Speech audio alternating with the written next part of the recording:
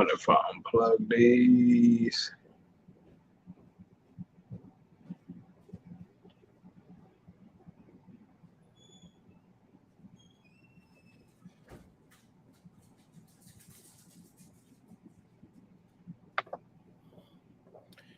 Man. Hold on, I'm about to unplug my speaker because you sound far. Say something there. Yo. Yeah, you coming through right here. I'm feeling this. All right, go ahead. Yo, can you hear me? Yeah, I can. We live? Yeah, I hit the live button. Okay. Damn, man, I should have brought my beats.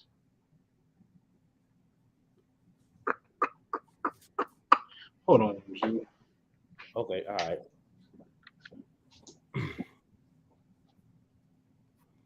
What's up, people? What's going on? We live, man. Anpu hit the Anpu.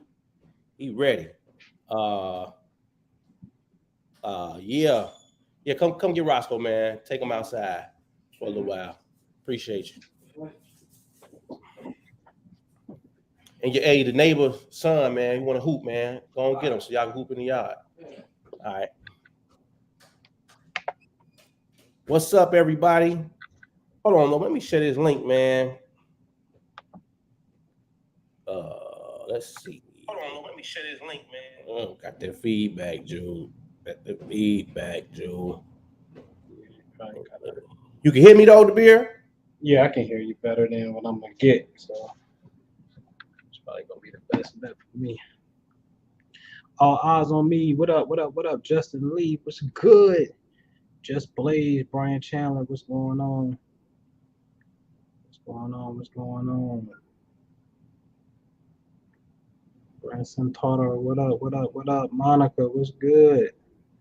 What's happening? Let me see here. No. What's going on, John? Boom. Cheyenne, what's up? Trill Cash, what it do? Nakeem, El Boki, man, where you been at, El Boki? But everybody, man, I don't know what channel you on because we put out in 2 channels. But click the like button, man. On your YouTubes, if you're on your YouTubes, click the like button, please. All right. Cool.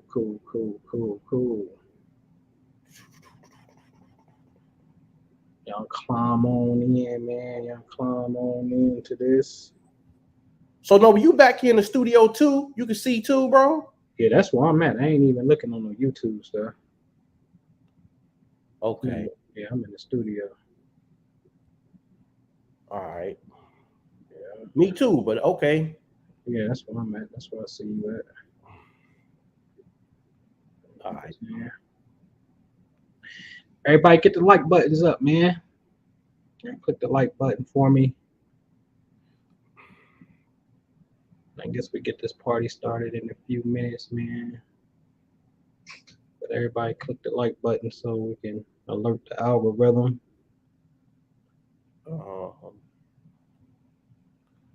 Okay. I see.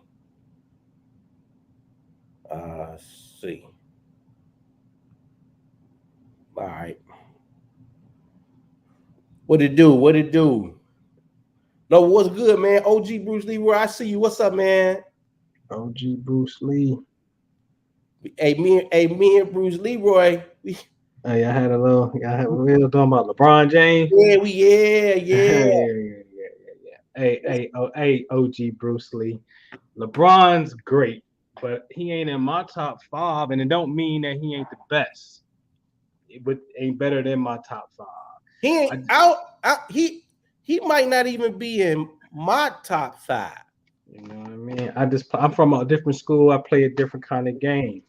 I think Magic Johnson's the point guard, and then off the bench, I'm bringing John Stockton. I'm sorry. Right, know what I mean? Like, 90s driven. Yeah, point guard got to do certain things. He's not necessarily Steph. Steph is a shooting point guard. It's Yeah. weird, you know. Yeah, But I saw a list. I saw, yeah. and y'all look, this is just off subject. We just having some fun.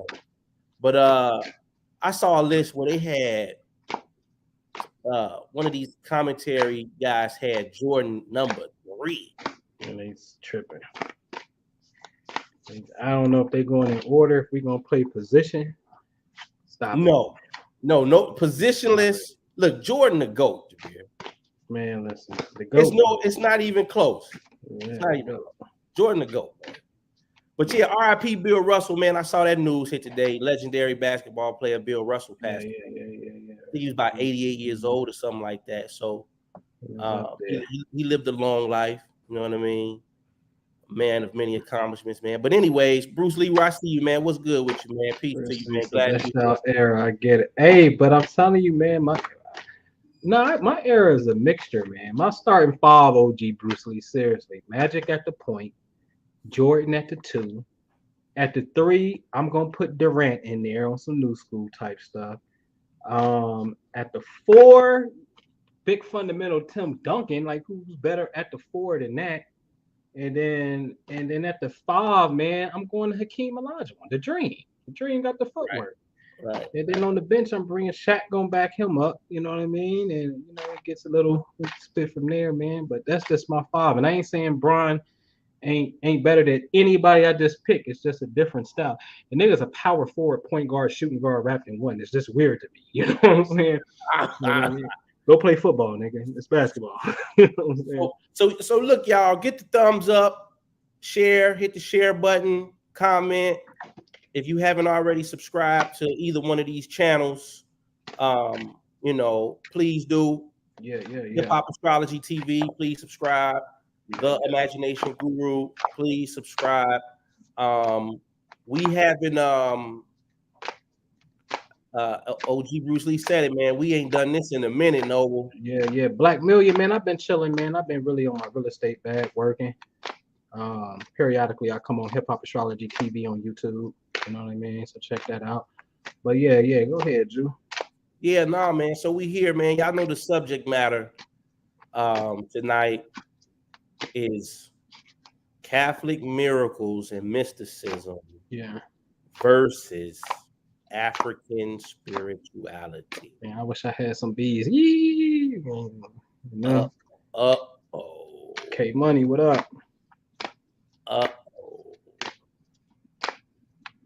trying to see, do I come off the hinges to beer, or do I have a filter tonight? Yeah, good and well. I'm gonna crack up just laughing and watch you try to do it. You know what I'm saying? I'm gonna try to go Saturn tonight. Yeah. Okay.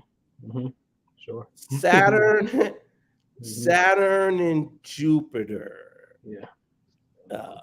Because and this is, hey, look, this is my disclaimer. I'm just speaking from what I see. Mm-hmm. Just from what I see. It could be, I'm aware of the quantum dynamic. It could be multiple realities going on out there, but I'm just speaking from my vantage point of what I see. Mm-hmm. And the immediate community that is online primarily. And just look at some things, man. We're just gonna look at it. We gotta look at it. But anyways, man, how you want to do it, man? You want to kick in the dough and yeah. I'll open it up. Hold on, let me send the link out. Right now, just in case my folks.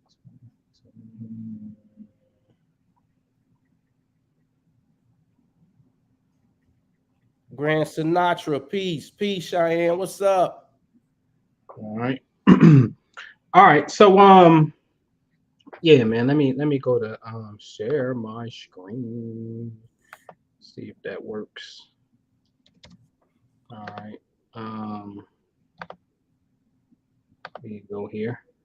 Let me know if y'all can see my screen in the chat. Yeah, I can see it. You can see it. Let me know if you get a chat confirmation that they can see the screen. I'm on both places, man. I can see it on the tube too, bro. Okay. All right.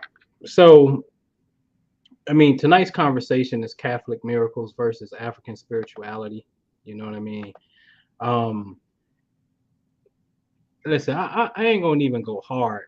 You know what I mean? Because I'm gonna be honest with you, I'm just not in the space to want to even go hard against anything like that because I'm just in a whole nother space.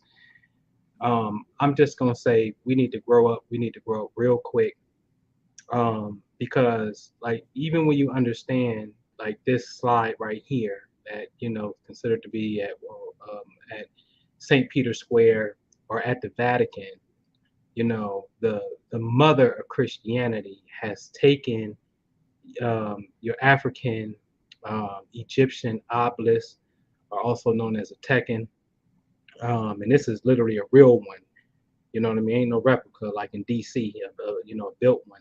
But they took a real one off the land and crowned it with a cross, and they doing their thing now. And if you think that you're going to take that away, you're going to be either a badass militia, okay, or you're going to be one hell of a wizard in a sense of some natural forces is going to, kill this particular movement. And the truth of the matter is, I'm gonna tell you, I don't think neither one is going to happen, and that's okay. And it's about being real. I think what y'all may appreciate about me and Minister Jew's conversation is it's just real. You know what I'm saying? And so to me, um, the energy has morphed into Christianity has taken over and taken the baton from Africa. Egypt has fallen. It has been a dead, dusty, crusty desert for a long time. Okay? It's over. That is not the golden age any longer. There is something that is new on the scene, and that's okay if it is if it's plagiarizing African spirituality and Jesus is really Horus because it ain't no J in Hebrew and turning it into an H. Jesus is really Horus. That's what it is. And Mary is Isis. Fine. That should tell you something, that you have the right to write you a story, a mythos, and give it out into the world and do something great with it, if that's the argument. So this is not about who's first. This is not about who's copying who. It's where you're at right now on this timeline reality of 2022, what has happened in the recent past within this timeline of a century or so, and what can you do to activate? Okay. And so this energy has now come to the West. Hence, you see another resemblance here in Washington, D.C., known as the Washington Monument. Okay. Now, I'm going to get into some quick history real fast because you have to understand that this Christian, because see, I remember when I came up in the Nation of Islam, there's the ego portion that comes online where you want to go look for anybody that got the Bible and you want to go get you a Bible thumper. And you just can't wait to disprove somebody wrong out of what was called the poison book and things of that nature. The white man got Christianity and it ain't the black man's original stuff. And you want to get into that, all that stuff, right? But then, ladies and gentlemen, I found the truth, and I'm gonna show you the truth. And it's not that those things are not true, but I just found a different aspect of the truth that I've never heard nobody talk about as it came to the reality of historical facts. Okay? So, yes, was there some group of Christians that probably wanted to enslave you? I would say yes, but I don't care about them. I never did. I care about telling the story of those who came and lost their lives to help you and I not grow up as physical slaves in bondage. And the only thing I ever really want to do is bang on Confederates when it comes to that, because when you say the white man, I know who you're talking about. because not every white man is the same, just like not every black man is the same. And I'll say the phrase again: get your hand out my pocket, nigga. And you thought it was a Nation of Islam nigga, looked like a nigga, and was a fruit, and it killed Malcolm X. Okay, so you got to be real careful when you're looking at this color thing. All right. So African spiritualists, please put some Quaker oats on your altar.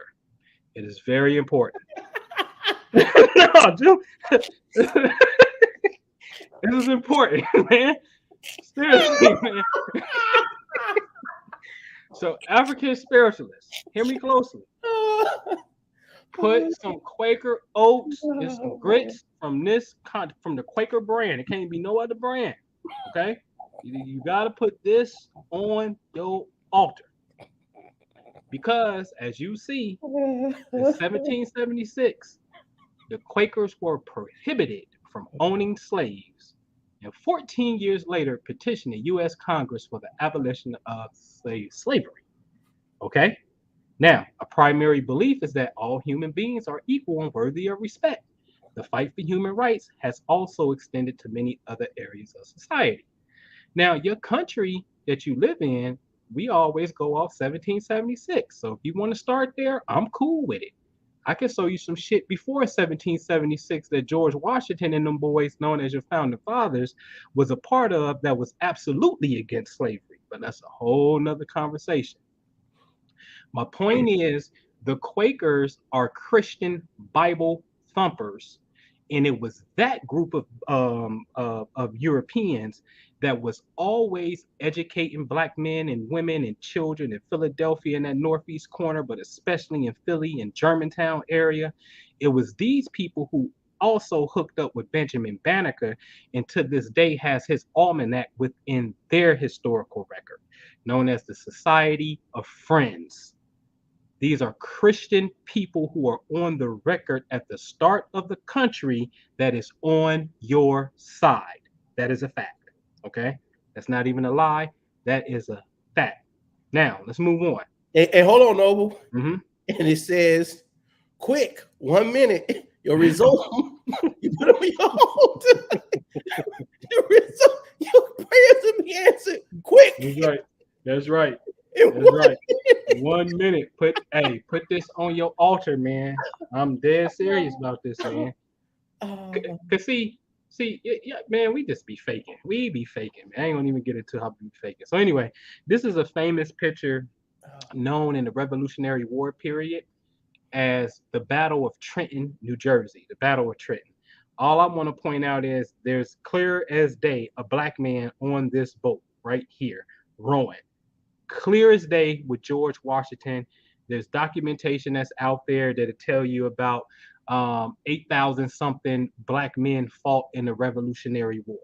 Okay, so here's a black man riding with George Washington. Okay, I just want to show you that Christianity has come on your side. Okay, so you got it at the beginning in 1776. You're gonna have it in the Battle of Trenton. Here's George Washington in another famous picture that he's with, a black man with a turban on his head, okay? And then here go my favorite one out of all of them, one of my favorites, is here's a black man what appears to be in the background, and ladies and gentlemen, let me tell you something. When you see the hand inside of the vest pocket, that is a cryptic language. It don't matter what the cryptic language is, the point will be, why is a black man in this picture doing something of a cryptic thing? So this could be, sometimes this is in one of the Masonic degrees in the Royal Arch. This is, whatever it may be. Noble Drew Ali did it, You will see famous war generals always did it, especially in the Civil War. They forever taken pictures with their hand in their breast pocket, okay?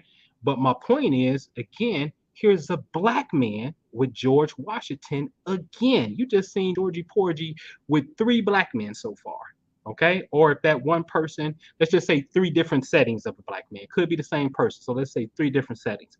I dare give you a 4th, the famous picture of my dude, Benjamin Banneker, the astronomer who laid out Washington, D.C. based off of astronomical alignment with Andrew Ellicott. If I'm not mistaken, Ellicott was of a Quaker as well.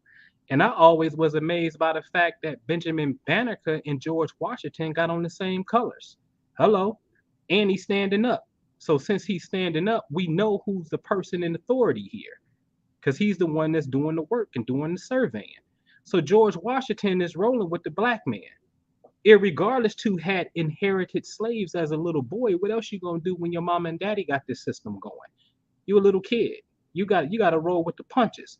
And here's the proof because in 1790, what's that, 4, maybe 95, but I think it's 1794, this is a prohibition act to abolish the exportation of slavery. So if you look closely, it says an act to prohibit in, I would have to zoom in on this, carrying on the slave trade from the United States to any foreign place or country. This is like 1794, and this was an act that made it illegal to put slaves on a boat and ship them out of America. Who signed off on that? Georgie Porgy. Okay. So again, the energy of Christianity is actually riding with you. All right. Now, here's a church. You don't like the church, black man, African spiritualists and things of that nature. I'm going to tell you, I don't know about that. Because, see, this church is by far the most gangster-ish church ever on this landmass, and you better go there. You know what I mean? For real, go pay your respects to this particular church. Because you know the name of this church, Jew? It's called Beecher's Bible and Rifle Church. Hold on. What do you mean Rifle Church? Because this was a church, and I'll read a little bit from it, from Henry Ward Beecher. We'll get into it. Henry Ward Beecher. But this is where John Brown was in Kansas. And this is the rifle, which is like a carbine. I forget what number on it, but this was the rifle that they were smuggling in boxes from New York all the way over to, so shout out New York, because Henry Ward Beecher was getting it in New York.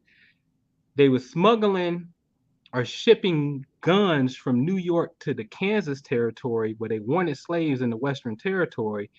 And on the box of crates of guns, they put Bibles, Beecher Bibles. So this rifle is known as the Beecher Bible. Facts. And again, I'm telling you, John Brown had this particular rifle. And that's coming from a Christian minister. Okay. Now let's read a little bit about Mr. Henry Ward Beecher. And we can start where I underlined it.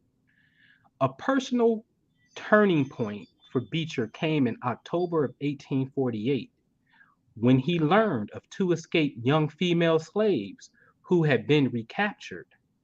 Their father had been offered the chance to ransom them from captivity and appealed to Beecher to help raise funds. Beecher raised over $2,000 to secure the girls' freedom. Now watch this, Jew. On June 1st, 1856, he held another mock slave auction. What do you mean? He held another mock slave auction seeking enough contributions to purchase the freedom of a young woman named Sarah. So Henry Ward Beecher was acting like he was raising money for slaves and taking the money to free slaves as a preacher. Let's move on.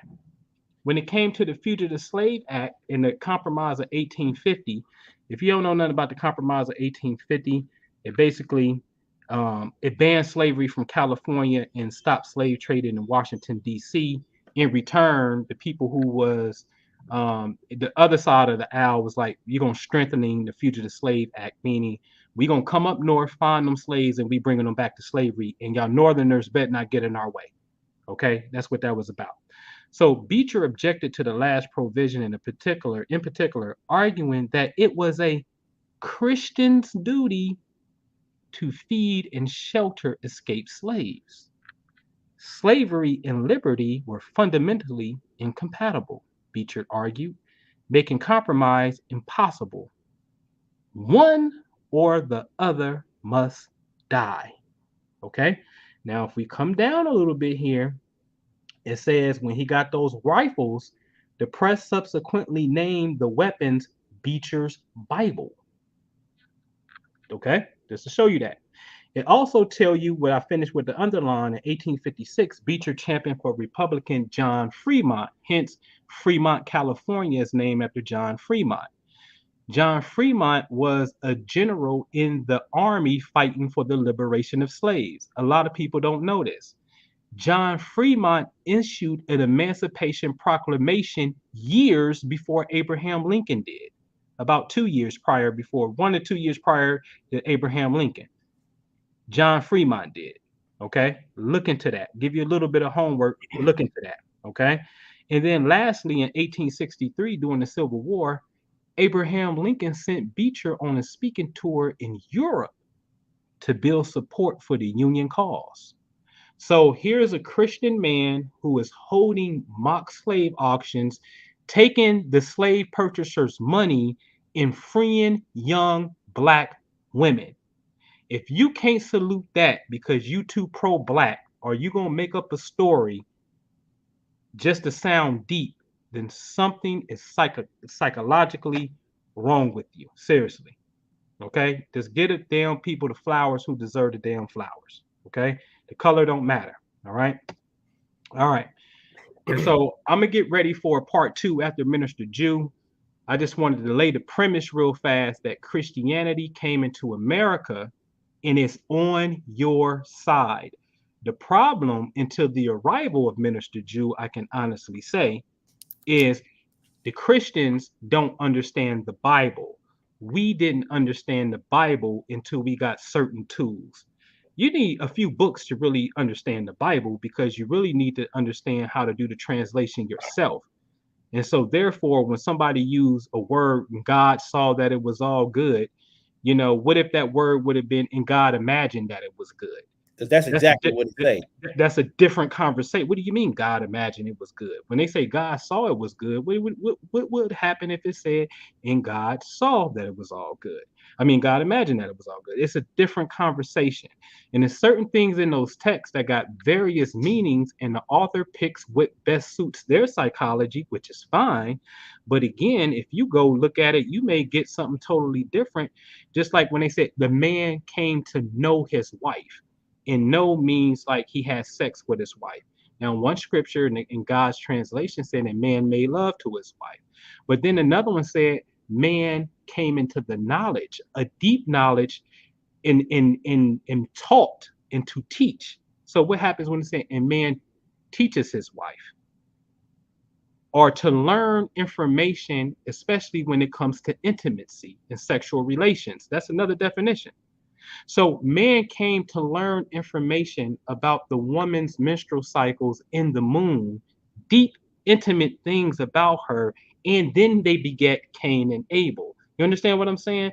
So there's tools that you need to really understand what is taking place here. All right. So there's no need to worry about that because it's finally here. I can honestly say that. And so the African part of it, which will probably be Minister Jew gonna want me to show y'all a couple things. I'll come back and I'll end my part with this to give you a prelude into what a part 2 would look like for me is we've already put in work. This is what, 9 years ago, right? Or yeah, it's 9 years ago. Okay. Fall equinox. We're already telling you that this is a Mississippi Valley bigger than Egypt tour. I'm actually telling you that your African spirituality is alive on this landmass. You don't have to look to Africa. You don't have to do that. There's energy here that's in correspondence and pointing to the Great Pyramid that was the original prime meridian. If you don't know what a prime meridian is, this is how you mark your east-west directions. And right now, everything is off Greenwich, London as the 0 point when you're doing things. But originally, it was the Great Pyramid. Just like the latitude up and down on the map, the center point is the equator. That's the same. But the center point for east-west coordinates is definitely the Great Pyramid. It was the Great Pyramid. Okay. But I'm telling you that these energies are at specific locations for a purpose, for a purpose, and I'll show you in part 2 what some of this could be activated to do, okay? But it's here. And then I also showed you in 2014 summer solstice the Dogon American tour, taking you to the cliff dwellings out in Colorado, which are identical. It's called the Verde Mesa, Verde, Verde Mesa in Colorado. Look at those cliff dwellings, and then go look at the Dogon West African, Mali. Look at that tribe over there. Look at their cliff dwellings. It's the exact same thing, identical, right here in your backyard. So your African spirituality has an upgrade. It has a remix called Christianity. And then there's energy pockets that are here that are actually way more numerous than the pyramids over there that we can touch and activate for a specific purpose. Okay. So I just want to give you that premise, man. But go ahead, bro. Let me come off this. Let me stop sharing. Hold on. Stop my screen. All right, go ahead. All right, give me 1 second. Let's see what happened. Ernest J, what up? I'll go to a window. Give me 1 second, DeVere. I'm trying to see something. Bop, bop, bop, bop, bop. Boop. Boop. All right. Can you see my screen, DeVere? Yes, sir. All right, cool. So, all right, man. So, peace, family. Appreciate you guys coming out to kick it with us this evening. For the people just coming in, man, please hit the like button, subscribe, share, comment, all that good stuff. That way we can get the attention of more people to come in and catch this bill. But I want to start this off by talking about fact versus theory, right? Because I think herein lies a big part of the problem. So, we hear a lot of philosophy, we hear a lot of theory from people when it comes to spirituality. It's all kind of stuff circulating out here, man. Galactic beings. These are some of the conversations that people are having. Galactic beings have taken over the universe, and giant people used to rule the land, like literally giants, 60 feet, 70 feet, 100 feet people, and all these type of conversations are being had, right? And then I made a post about this the other day. I look at it for about 5 minutes, and then I tap out. I can't watch it, right? Because it has absolutely no applicable, tangible, real impact other than for the listener to say how deep it was, right? So information and intelligence are two different things, right? And so I think what has happened is all of these grandiose theories, all of these grandiose topics have been merged together, and people are mistaking information for something intelligible, right? Something that can be practically put into practice. And this is why I think the priesthood over the last decade have been the best. And I say that with full confidence, the best in regards to results, right? And so I want to just lay that groundwork, because a lot of times what happens is, man, we hear some of these things, the stories are so beautiful and and then we get lost using our imaginations in a way where it does not benefit us, right? So we said we're going to talk about Catholics tonight, right? Because again, we want to talk about results. And I just want to juxtapose right? This Christian, Catholic, right, spiritual thing versus the African-centered spiritual thing. And we're gonna compare and contrast, right? So a lot of y'all may not know who this is. Some of you may know who this is. Her name is Saint Bernadette.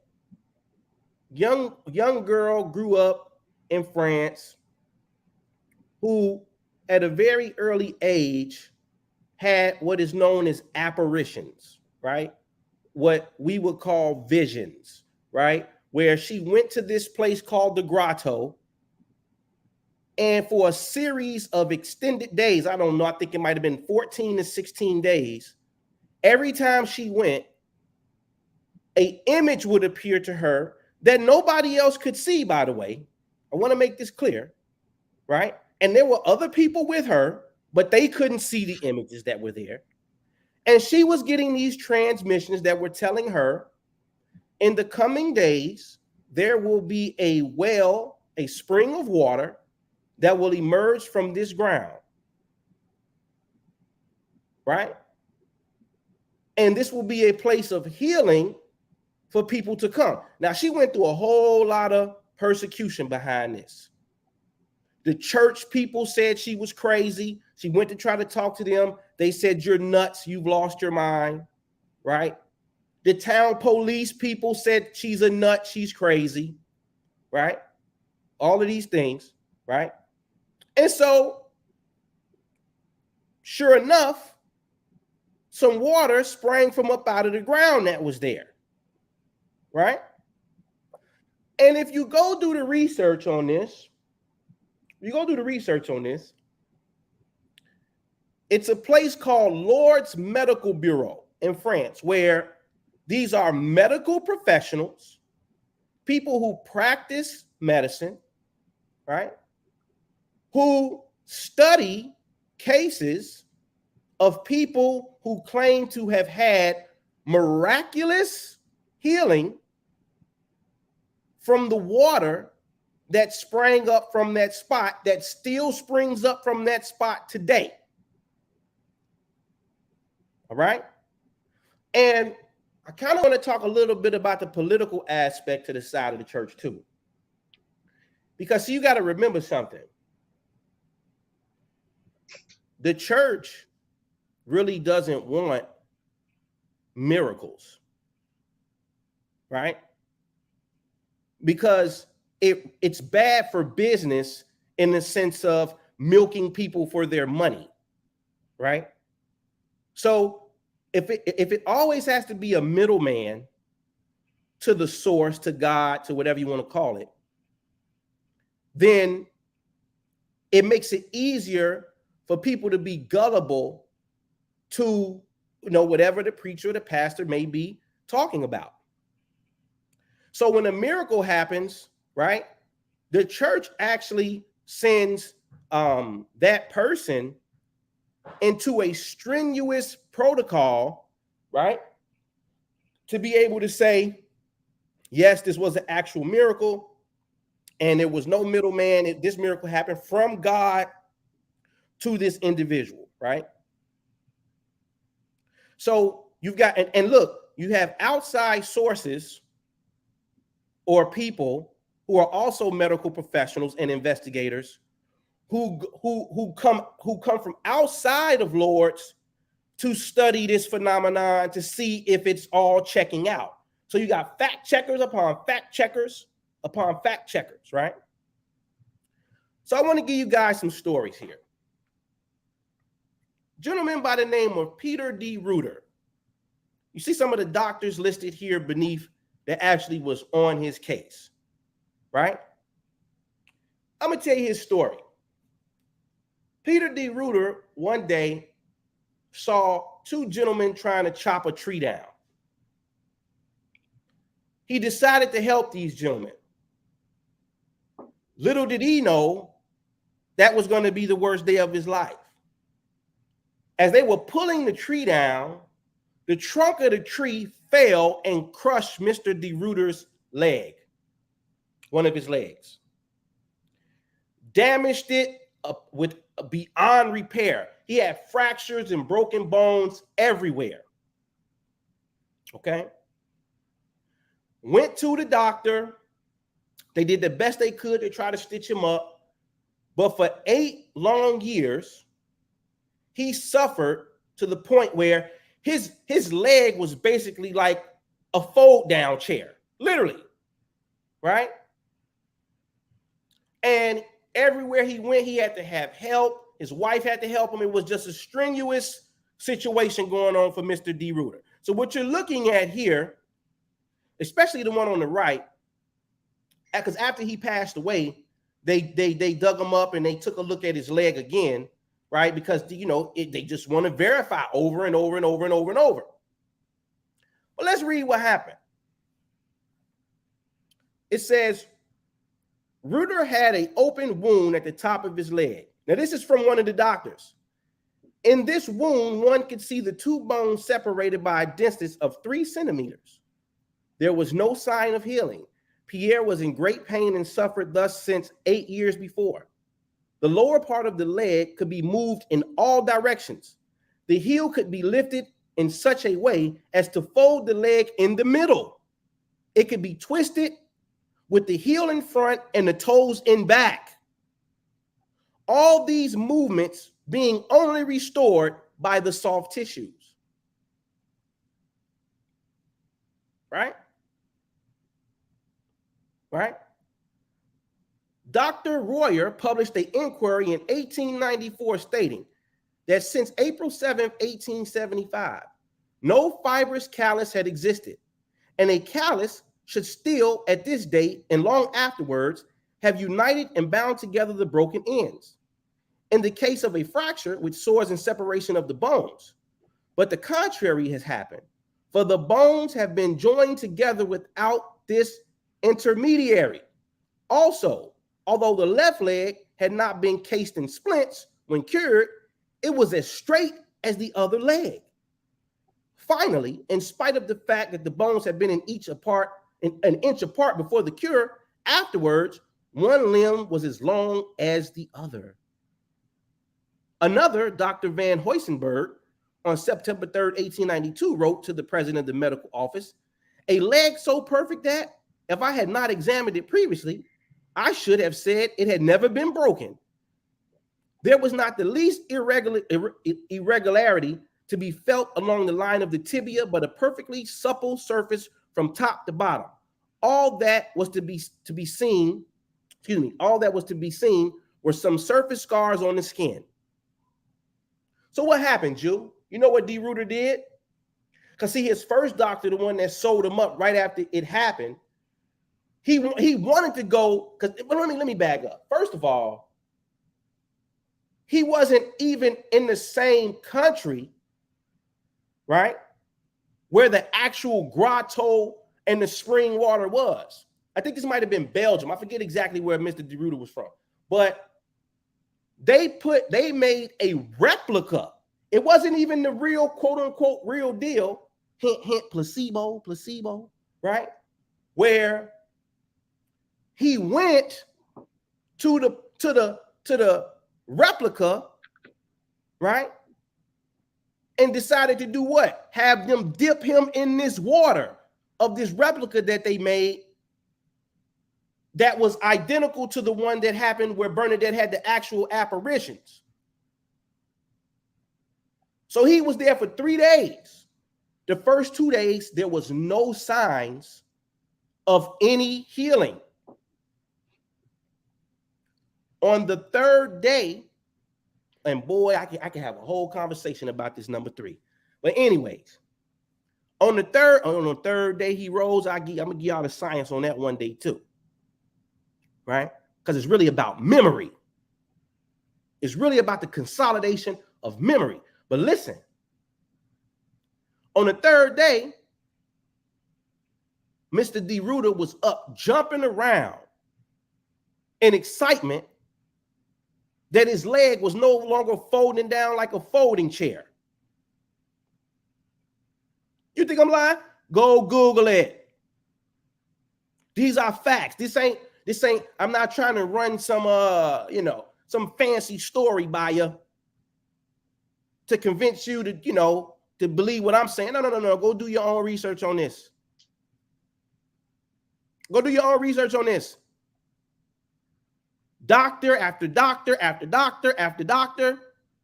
Confirm. Then all of a sudden, a bone that is broken and 3 centimeters separating bone from bone.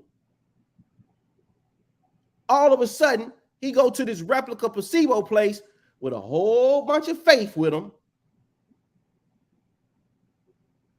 And in 72 hours, he Humpty Dumpty is back together again. Right? So let's keep going, Jill. Antonia Molin, born 1877. Let's read this. The story of this young woman is an example in more ways than one. At the end of an illness, which in those days was sufficiently serious to need treatment in the hospital, she developed in February 1905 an abscess of the right leg with phlebitis and lymphangitis and stayed in the hospital for more than 6 months. In September 1905, she went to Lourdes with the pilgrimage of Grenoble. Because see, they still do this to this day. They take pilgrimage to Lourdes, where miracles are still happening for people. 5 days later, she left without any improvement at all. Back in the hospital with Vienna, her condition deteriorated. More abscesses appeared, causing vestibule intermittently. Excuse me if I'm mispronouncing some of this, because I'm not a doctor, but I'm trying my best. This continued for 5 months, up to March 1906. Then she spent 10 months in the Hotel Dieu in Lyons, where in spite of a variety of treatments, there was no improvement. At the end of 1906, fearing death, she wanted to be brought nearer to her relatives. Despite every care, her general state remained in jeopardy. The local wound on the right thigh increased in size and depth and never stopped discharging pus. Her knee became grossly enlarged and ankylosed, I believe is how they pronouncing this. Ankylosed. In August, Antonia set off again for Lourdes. 2 years. Now, listen to this. Now, Noble, what I tell you earlier, bro? Them 2 planets, right? Yep. Mm-hmm. You see this 2 years, right? Mm-hmm. Now, how long do it take for that bad boy to make a cycle, Noble? 2 years, man. Right, now look at this. In August, Antonia set off again for Lourdes. 2 years after her first visit. On the journey, the offensive odor of the pus was most unpleasant for the others in her coach. She arrived as an incurable patient. On the second day after her arrival, August 10th, she was carried to the baths again. Now, my members know this because I created something called the Miracle Sky, where we do this, where we replicate this. But anyways, she was carried to the baths again, where her wound was redressed. It was noticed that it had scarred over. Now, look at that. It was noticed that it had scarred over and that she could use her limb once more. She was taken immediately to the grotto so that she could walk around it, and from there to the MBV, where her cure was confirmed after examination. So this is the medical bureau. Everyone was amazed when she got back home, especially her doctor, who on the 25th of September signed a certificate stating this cure is scientifically inexplicable.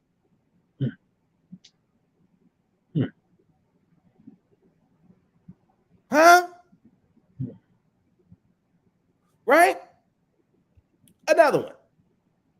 Right? Mary Mabel, born 1855, cured August 21st, 1883, in her 29th year, right? They're just going through. This is an outstanding cure because the clinical account of the former illness was perfectly established due to its long duration and the number of competence of doctors who looked after her. In 1877, when 22 years of age, she developed an abscess, almost certainly from the appendix, which in those days could not be cured. 2 years later, you see this, Noble? I see it. Yeah. Evidence of parentitis and bilateral phlebitis appeared. In 1880, she was seen by the famous Professor Pien in Paris. His opinion was that surgery was quite inappropriate in this case of long-standing chronic infection in the right iliac fossa with vesicle and colonic fistule. Between 1880 and 1883, all therapeutic measures were ineffective, and her general state of ill health, only made things worse. Although at death's door, Sister Eugenia departed for Lourdes in August 1883. Having left on the 17th, she reached there on the 21st, and on arrival was taken to the grotto where she received Holy Communion and sensed some relief. But it was in the afternoon at the baths that Sister felt cured. She came out on her own, and from the moment all signs of her illness vanished. She could walk at the first attempt and took food. On returning to her community, she resumed work and followed the rule, something she had not been able to do for 5 years. The doctors who had the opportunity to examine her, in particular Dr. Denote de Saint-Maclou, who had founded the medical bureau the year and followed her case after the cure, have written an extremely competent account, leaving nothing vague or equivocal, which proved the case and could have been written today a century later. There was no change in her flourishing state of health throughout the next 24 years, the interval between the time of the cure and his recognition as miraculous by her bishop, the Bishop of X-Roy, right? That's crazy. Right? They got some heat. What? Heat. So look. We're gonna keep going. I'm gonna try to go through this quick. You might say, okay, Drew, what about something current? Okay, all right. How about Daphne Gutierrez out in Phoenix, Arizona? This from Fox News back in 2017. Arizona woman cured of blindness spreads fame of obscure saint or Lebanese saint. Gutierrez, whose blindness was healed on January 18, 2016, insists that what happened to her was truly a miracle. The doctors can't explain it. At first, they thought I was imagining things because I so long to see. But when they examined me, no damage to the optic nerve was to be found, she said. They were surprised because according to their diagnosis, I was never going to see again, not even with a cornea transplant, she said. Right? Christopher Pariah, director of the Hispanic office of Phoenix Diocese, said that Bishop Thomas Olmsted himself spoke with the doctors and checked very carefully the woman's case. Right? So what happened? Oh, can you still see my screen over? Yeah, you're on St. Charbel. But dang, hold on, let me see. All right. So can you still see it now? Yeah. All right. So here's St. Charbel, a Maronite monk and priest from Lebanon. He's just giving you, and look, here's an important piece too. Canonized in 1977, because we're going to talk about dates and solidifying things in people's consciousness, right? So let's look at this. This from the Daily Mail over in the UK. The next morning, she says she woke up in pain, but started to see shadows. Gutierrez said, I was just wiping my eyes and I'm like, they burn. Right? What that sound like, Noble? What's that? Oh, they burn? Oh, yeah. Oh, yeah. It's hot. Yeah, right? Yeah. So on January 21st, 2016, look, Noble, 3 days later, doctors confirmed her eyesight was completely restored and they couldn't provide a medical explanation as to why. Dr. Ann Borek, an internist who reviewed Gutierrez's case, said when benign intracranial hypertension causes blindness, it is unlikely that eyesight will return. She said, this is a condition where the pressure in the brain is so high that oftentimes it strangulates the optic nerves. Unfortunately, once the blindness occurs, it's irreversible. Now,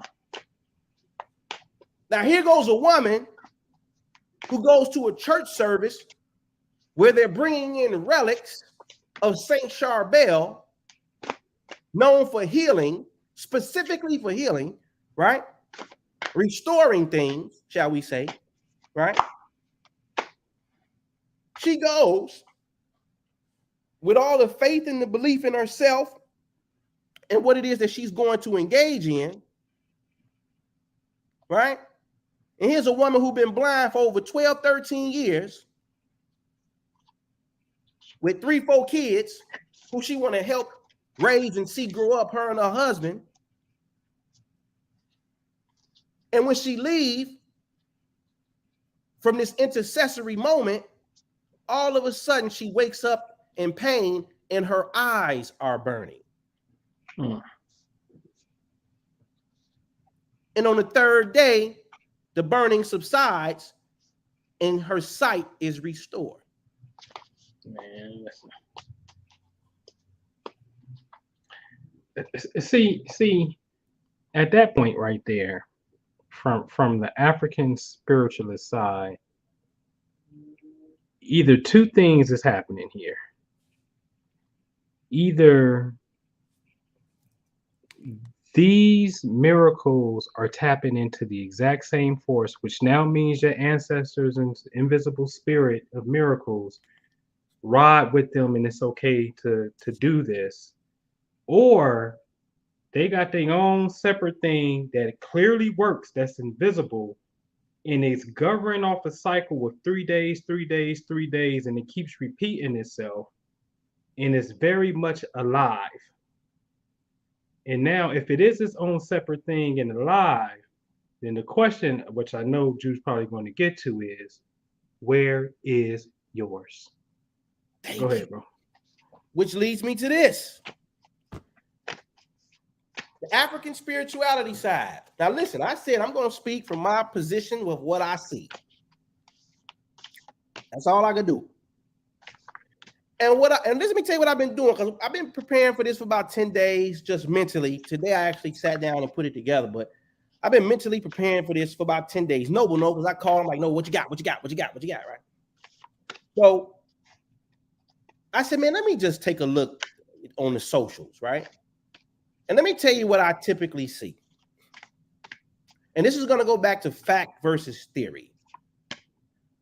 I see everybody dressed up in their long robes. Everybody got they garments on, looking the part. They got their face paint on, looking the part. But as I go look, right, because I want to see where the rubber meets the road, I never see any feedback with any real tangible results over a consistent period of time. I just don't see it, Noble. And I'm not trying to belittle or none of that. I'm just looking at this objectively, and I'm saying, man, Jew. And let me keep it a buck with y'all. I got multiple members in my membership who come to me like Nicodemus came to the Christ in the dark of the night. Because they, hey, Jew, I went from Christianity. Then I got into African spirituality, and then here they come in the dark of the night, cloaked under darkness. So, because they don't want nobody to know. Don't let the black people that my supposed to be my culture. Don't root me out, Jew. But they come to me and they say, but Jew, all I was getting over there was it's a spirit on me. It's a spirit on me, and it's going to cost you $2,000 to get the spirit off you. And we're gonna go pray to this deity or that deity, right? And because it's somebody with the evil eye on you, right? And it's a spirit from somebody's family lineage. And that's how they talking to me. Right? And they saying, it's everybody dressed up in their cosplay, right? But they come in the Jew under the darkness of the night, like, Jew, what the hell is really going on? And they know I'm in the Bible heavy. Heavy. And I'm gonna be honest with you. You cannot name anybody in the last 10 years that have put more work in for the people. Because see, everybody will be talking that shit. We for the people, right? Yeah. But when it come down to like the brass tacks, where it's like, okay, my entire platform of work has been to demonstrate the successes of other people.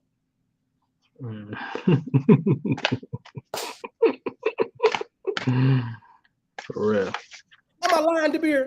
No, that's for real. Right? Of other people. Every day, it's testimony from that person,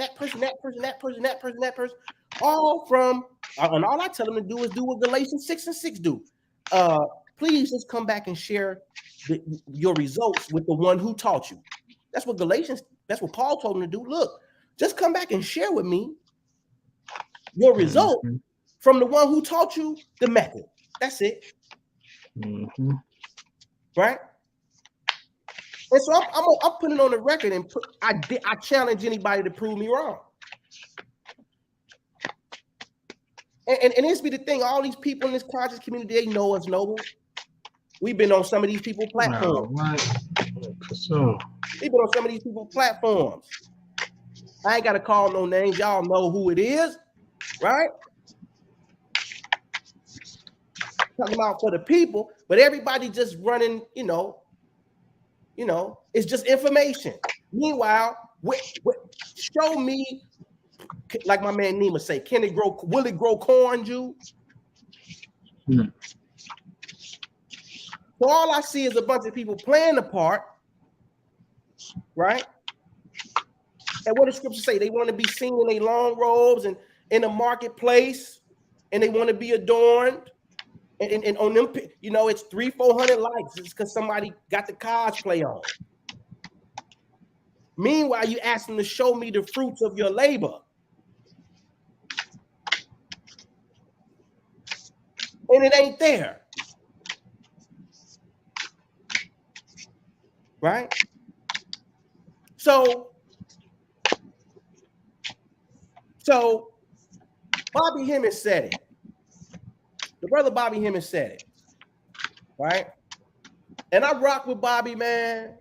I know some people got their qualms, but I rock with Bobby. And Bobby done said some outrageous stuff before, but that's neither here nor there. Because what he did do, right?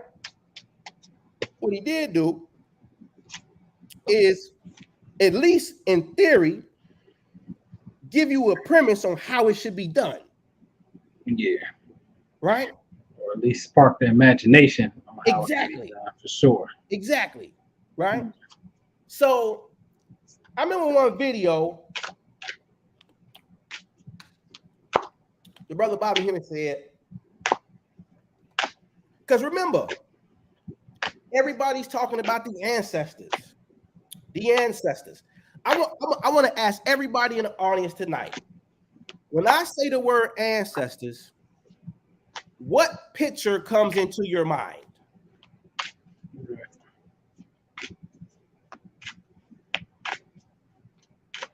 Good question. When I say the word ancestors, what specific picture comes into your mind? Because see, let me tell you something. I can show you Saint Bernadette's image. I can show you Saint Charbel's image.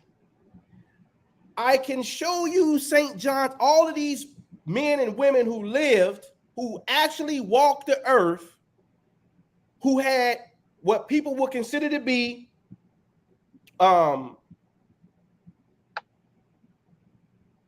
people who have accomplished something extraordinary through spiritual means. So some people in the chat say my grandparents, my family passed away.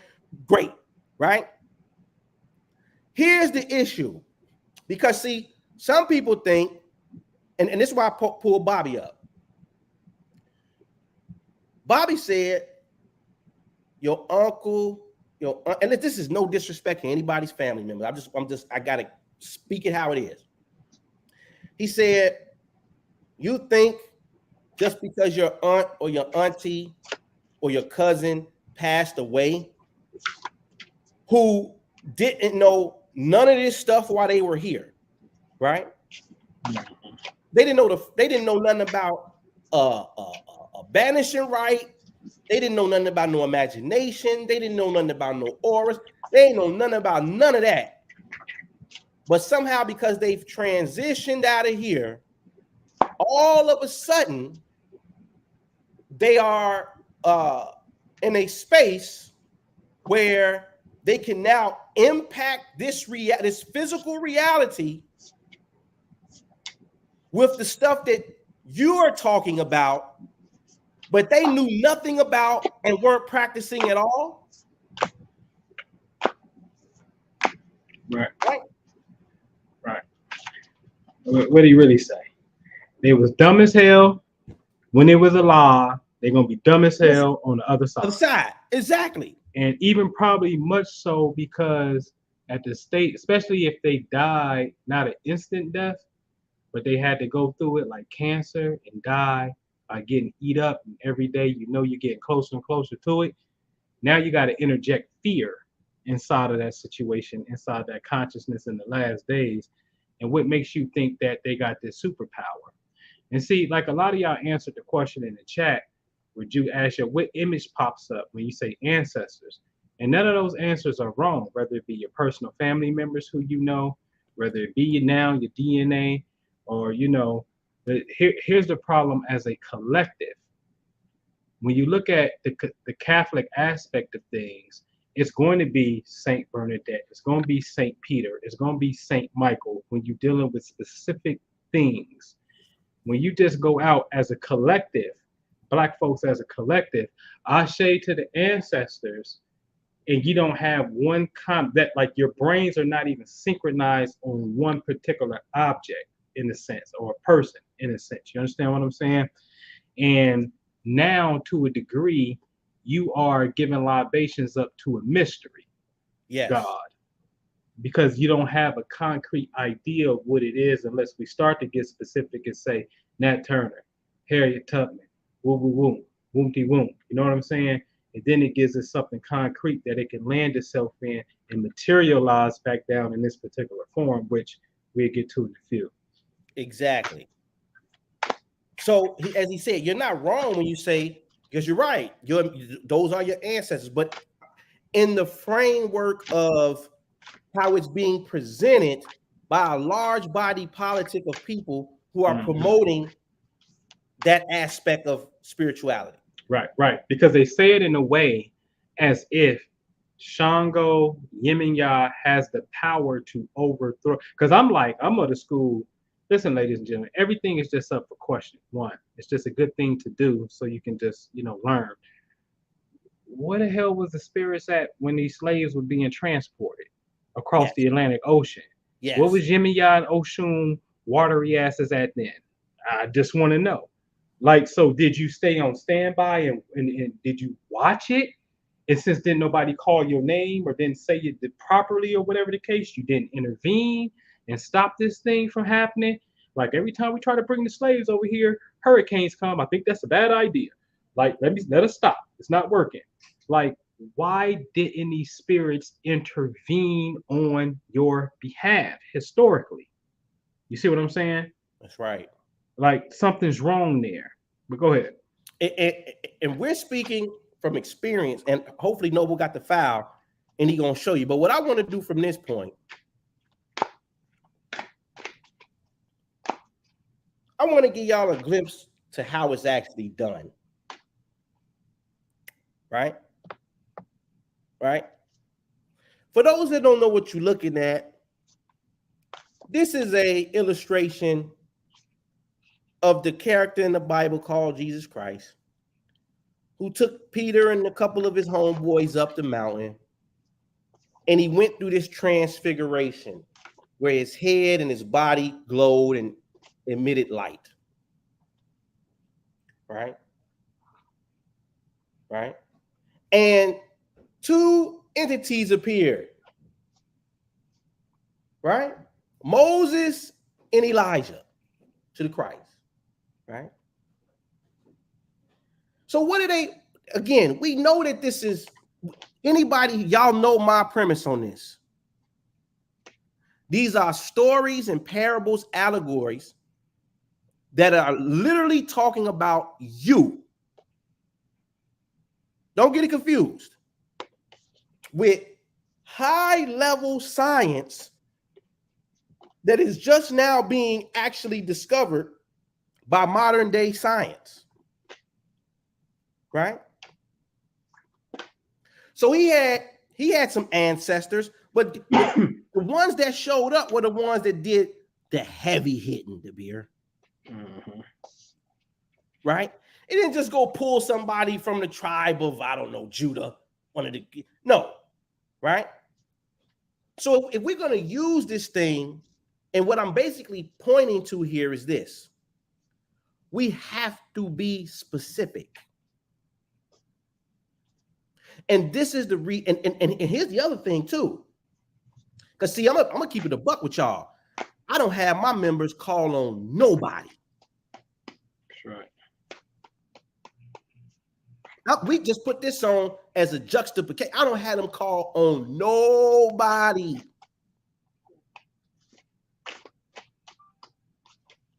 We have that one technique where we invoke Bernadette. That's it. All them testimonies we be seeing, wishing well, gold, or that's them. Mm-hmm. See, because I know how this thing goes. Because see, the African spiritual stuff turn into how the Christian stuff turn out and is still to this day. You start to give your energy away to something outside of yourself.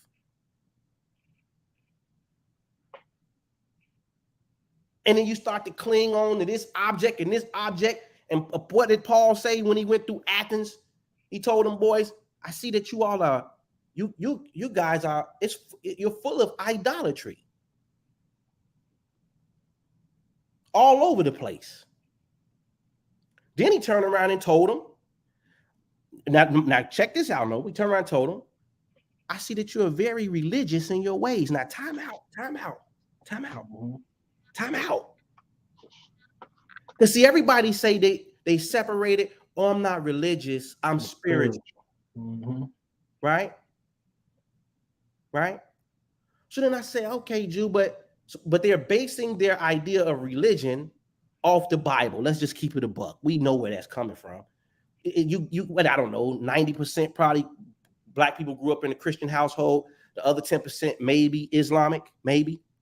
Mm-hmm. Right? But you're getting that concept from, I went to church and it was religion, because that's what these silly pastors out here calling it. They don't know. How could what is considered to be one of the most elite apostles, according to the story, right? Paul, right? Come in and tell some people, I see that you are very religious in your ways. Which is specifying that Paul himself isn't religious. Mm-hmm. Because see, when you translate the word religious in the Greek, it's threskia. Uh-oh, some of y'all gonna be in trouble. The reverence of worship of gods, plural. Mm-hmm. So let me ask you again, because you with this deity is this deity and this deity and this deity and this deity and this God and this God and this deity and this deity. You're actually practicing religion.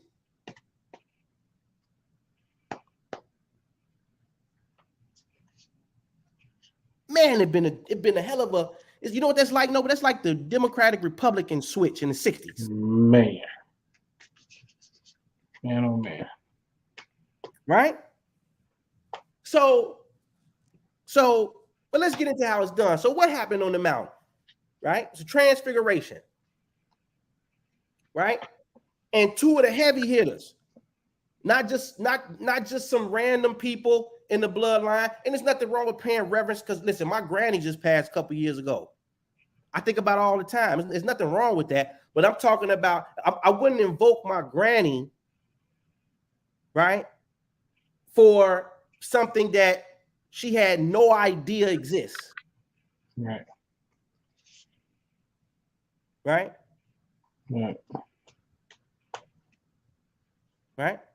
So it all comes down to light, ladies and gentlemen. Light, light, light. So scripture tell us, put on the armor of light. Right? Are we qualified to talk about this, DeBeer? Classic. Are we qualified? Classic. Because see, what you're looking at here, ladies and gentlemen, right? Because some may argue, oh, nope, nothing. When you die, that's it. You know, the literist, logical people, I get it, y'all. And look, I'm Gemini. Oh, Noble will tell you the conversations that we have, it's going to be hard to get past me with logic. So believe me when I tell you, it checks out. So this is from New Orleans, 2014, right, Noble? Yep. And we down here. And who was it Haru was taking the pictures? Haru and Keisha giving them the cue. Right? Yeah. We just down there in French Quarter snapping pictures. And when these photos came back, look what we see. Noble called it, what you calling the ghost bite. It's a ghost bite, nigga. Y'all, I don't think people understand this, man. The lady has a bike with a basket in a white trash bag in the back. There's a ghost bike. So if there's ghost bikes, there's ghost money. Yes. And clearly this other lady walking down Bourbon Street with the 2 Family Dollar cups in her hand, she's on Bourbon Street having a ball, and you see everything that she has on. You think she ain't got no money? She ain't got no ghost money in her pocket. And you can see straight through this lady's head. Straight through her head, bro. You can see straight through this translucent lady on this bike. Now let me tell y'all. Let me tell y'all. I had a presentation called Lights, Camera, Action. Let me tell you something about the camera. See, the camera don't have to deal with conditioning, biases, opinions, disbelief. The camera don't have no emotional filter. So whatever is there is there. See, the human being, we got all of those things: emotional, moody, logical, all these things. So we're conditioned in a way where that's not part of this reality for us, right? So if you think that there's nothing else, we're showing you evidence contrary to that. Contrary to that, right? It was some experiment. Because see, remember, you light, ladies and gentlemen. You light. You are. Right? You made of atoms, molecules. You are. Heartbeat, man. Yeah. Heartbeat brainwave. Yes. You are. So it was an experiment done before where they obliterated a photon and it appeared 3 feet away and had all the properties of the other photon transferred to this other photon and was a replica of the old one on a whole nother space timeline. Right? So how was the communication done to quote unquote your ancestors or to a Bernadette, right? Or to a Charbel, right?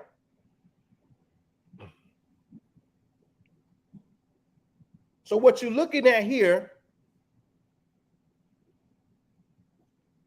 is a gentleman by the name of William Saxton Burr, right? because I said I wanted to cover some of this, Noble, because I have been posting about it. And I think it's relative to the conversation, because this is how the communication is actually made, right? William Saxton Burr was a professor at Yale University. And I hope that one lady who was on my page laughing about this, I hope she's catching this link, because I didn't reply to it. But boy, I'm going to tell you, I ain't going to say nothing without receipts. You can forget about that. I'm going to have the receipts. So William Saxton Burr was a professor at Yale in the 30s.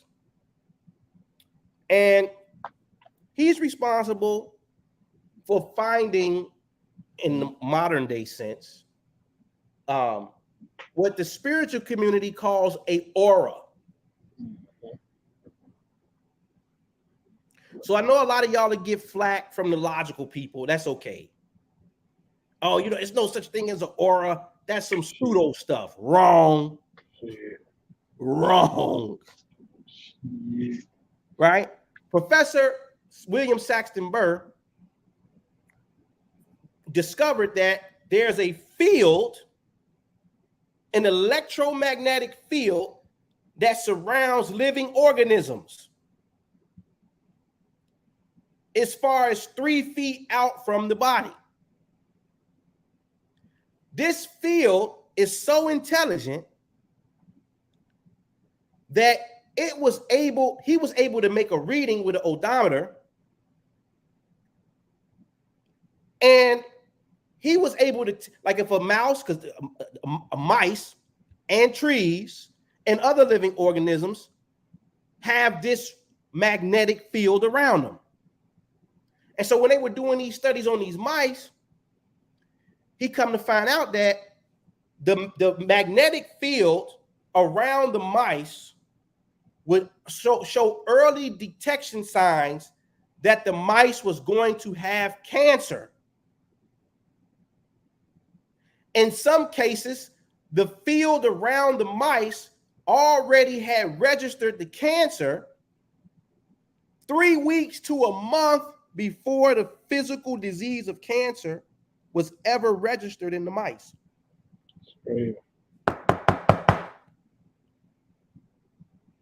Huh? Not only that,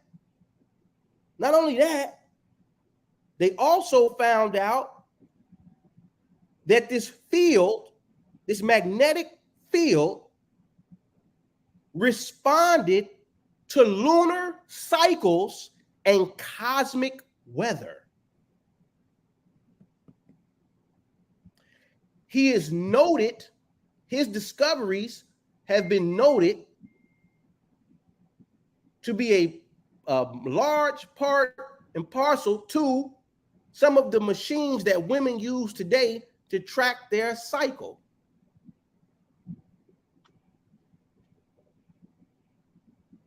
And what else did they say? No, I think they gave him credit for discovering estrogen, right? Mm-hmm.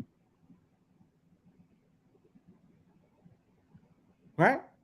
What they also found out, this field is aware of formations before the genetic juice is even put together for the being to come into existence. He studied salamander eggs before they were even fertile. In this field around these eggs were dictating where the nervous system of these to-be salamanders would form in an unfertilized egg.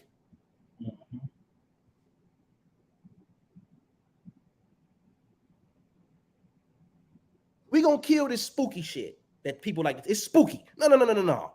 You just don't know. Right? So, look at this, Noble.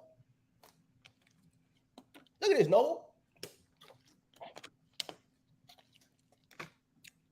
You know me, DeBeer. I'm going to scripture because I know it's there. This is Ezekiel 1, 19 through 22. Look at this. What does it sound like to y'all? Look at what I just said. The intelligence of this field, right? And when the living creatures went, the wheels went beside them. And when the living creatures rose from the earth, the wheels rose. Wherever the spirit wanted to go, they went. And the wheels rose along with them. For the spirit of the living creatures was where, Noble? In the wheels.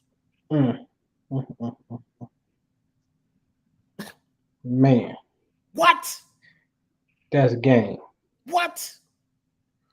When those went, these went. And when those stood, these stood. And when those rose from the earth, the wheels arose along with them. For the spirit of the living creature was in the wheels.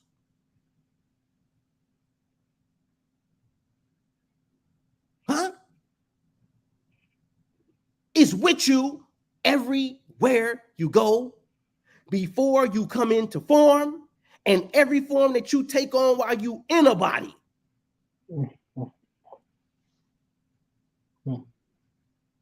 Huh? So somebody thought I was lying. I posted this. I said, man, you can't, his work is out of print. Here we go. Right. The Fields of Life are links with the universe. Valentine Books. They want $359.82 for it used. Do you hear me?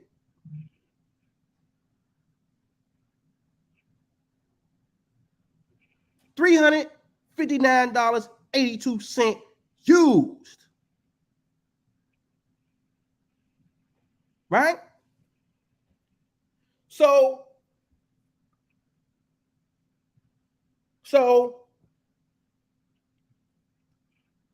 my members know what we got them doing. What? The golden aura, Noble. Mm-hmm. See, when I read scripture, I make it applicable. I don't want to talk about no goddamn giants. I don't want to talk about no galactic beings that took over the whole damn universe. You mean it took over Sirius, and it took over Betelgeuse, and it took over Vega, and it took the whole universe? And they never appear. And they've never appeared. And they never intercede on your behalf. And they thank you, and they never intercede on your behalf. But this is the conversation that we have it, and it's so deep. Oh wow, it's deep. Man, cut that shit out, man. Right? Our bodies generate what, ladies and gentlemen? We are the light, biophotons in the dark. These photons are able to communicate with other living organisms. They produce what is known as quasi-periodic bursts, which are very similar to how binary data is sent over a noisy channel. So you know what's happening when you get into solitude. You know what happens when you get into imagination and meditation and you get real still and be silent. You know what happens? That L field that's around your body that is extremely intelligent becomes a radio device. Mm-hmm. See, my niece, let me tell you, every time I'm preparing for something like this, the spirit always brings me an example. Thank you. My niece, she just turned 25. Shout out to the Leo gang. My niece just turned 25.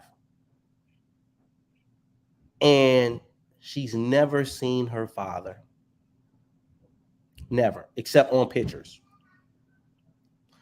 So she called me Wednesday morning early. And it started because she sent me a picture of her when she's like 2 or 3. And my grandmother used to watch my niece, Kyra, and this other little girl named Jenna. They're the same age. And she sent me a picture of me holding both of them in my lap. I don't know. I had to be, 18, 19? I don't know. And we talking. And she's explaining to me, like, it's her birthday. and she has this anxiety. Is her dad gonna call her? Because well, let me reframe it, because you got to know some more information so that makes sense. Which is the whole point of which I'm bringing this up for. By the way, a couple months back, she decided that she wanted to see her father, come in contact with her father. So she started going on social media hunts, trying to find listed numbers. She said she would call people and they'd be like, this isn't the number, wrong number, nobody here by that name, da da da da da. So she said she had come to the conclusion that she wasn't gonna find him, right? She said about 3 weeks to a month later, she got a random phone call from her mother, which is my sister. She got a phone call from my sister's best friend, Marty. We call her Marty. Marty calls my niece and says, hey, Kyra, you won't believe this. I'm in Detroit, Michigan, and Marty's from Chicago, Illinois, but for whatever reason, she's in Detroit. She says she's in Detroit, Michigan, and she runs into Kyra's father. He tells Marty, give my daughter my number and tell her to call me. Mm-hmm. And my niece was like, that was kind of weird how that happened. And I had to school her. I had to stop her right there. I said, no, Kyra, stop.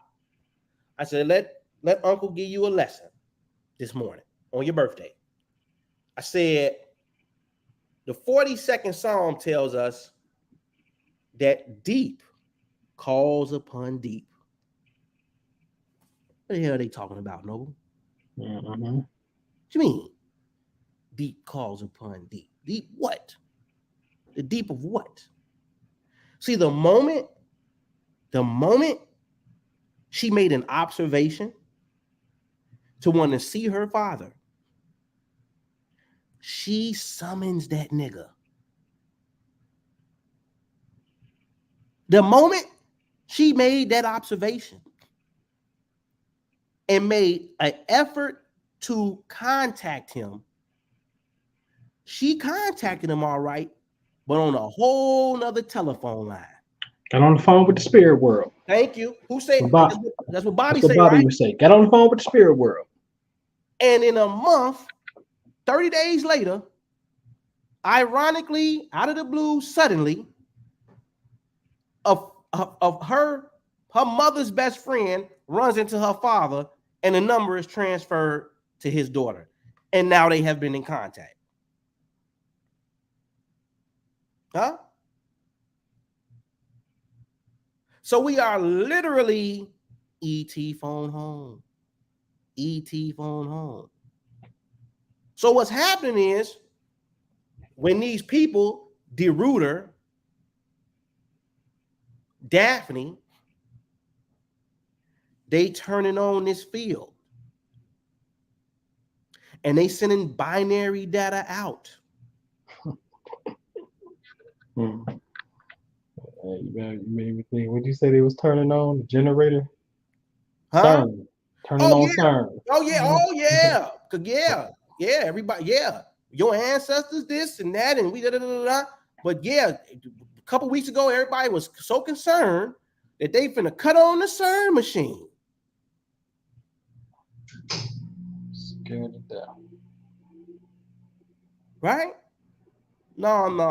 And see, you know what that proves, Noble? That it's just a bunch of for show. Because when something happens where it's a physical thing happening, you really revert back to your baseline of what you're actually experiencing, which is no result from that shit.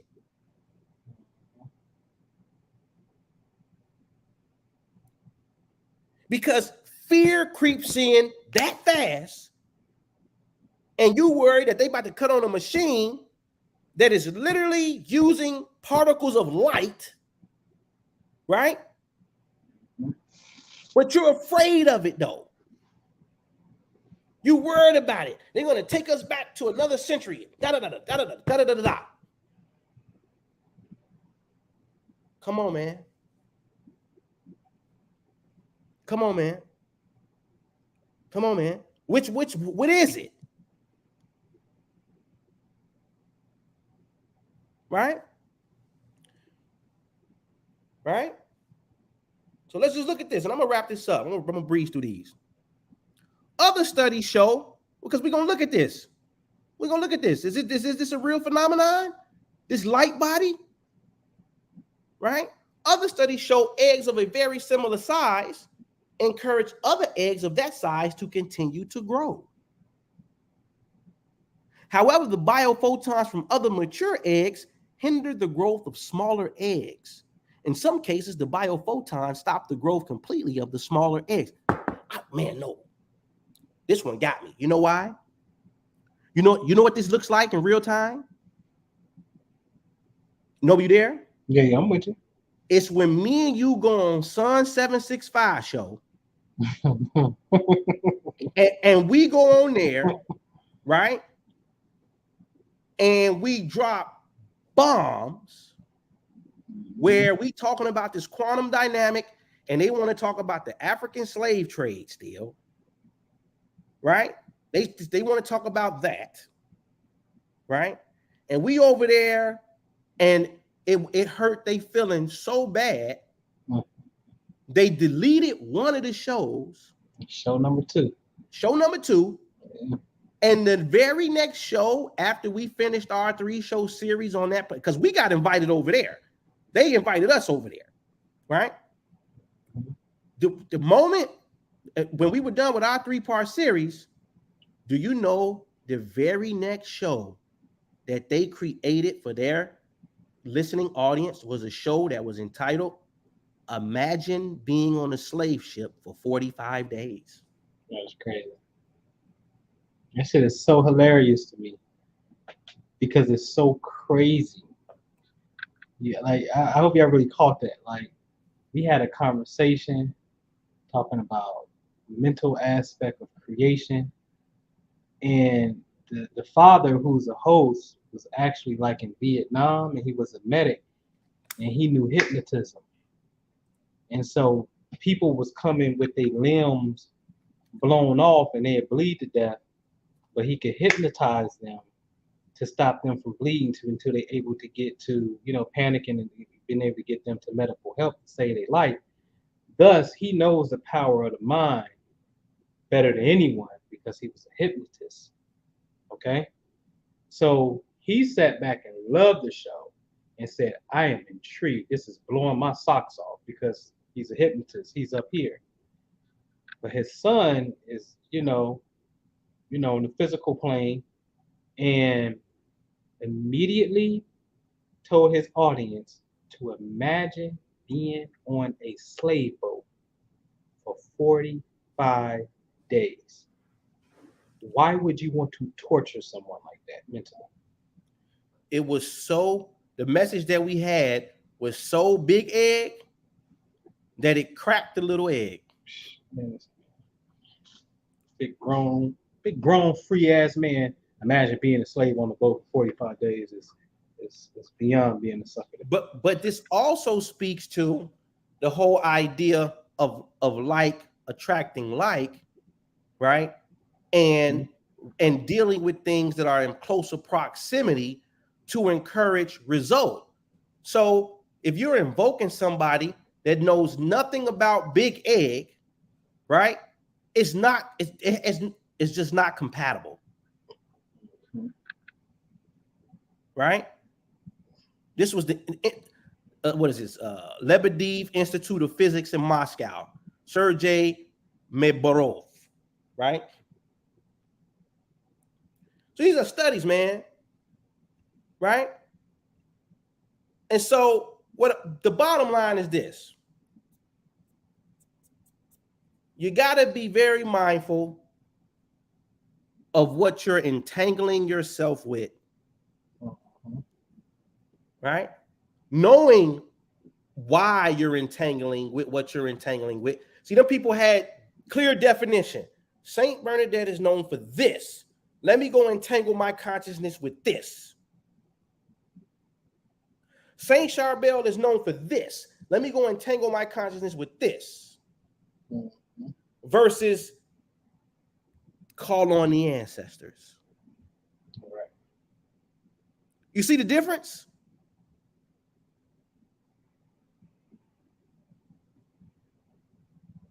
Right? So, and this is why being specific matters, right? And having some type of knowledge of, which is what I wanted to speak about these canonized dates, these feast dates that they have for these saints. See, and see, people that get mad, oh, we don't want to copy their thing. Let me tell you something. But according to you, they copied you. So even if you copied them, it would be going back to the original, right? Right? So somebody said they seeing a blurry screen in the chat. No, is the screen still popping up for everybody else okay? I'm cool. I see you fine. Let me check the chat though.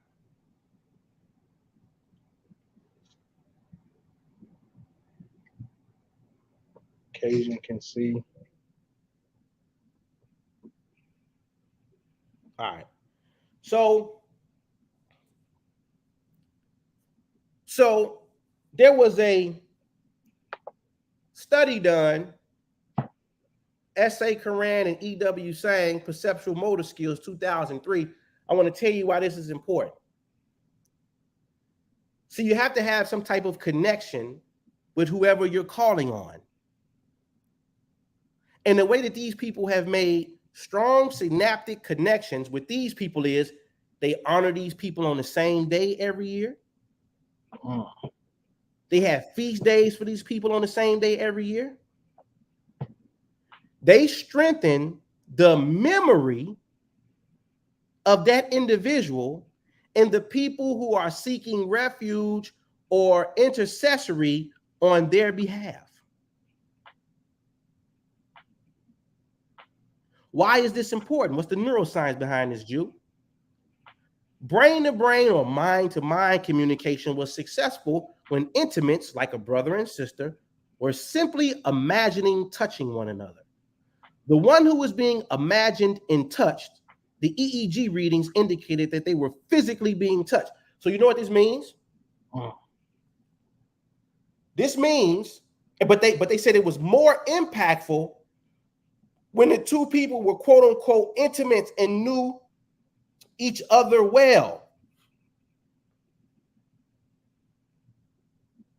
Right?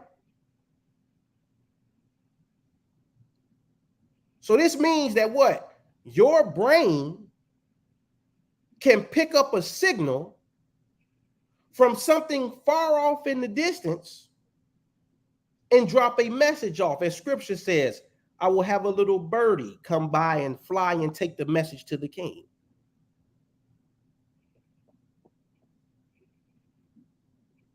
Right? So you got to be more specific, ladies and gentlemen. And that may take you to have to do a little bit more research. Or you could use the people that's here in the present.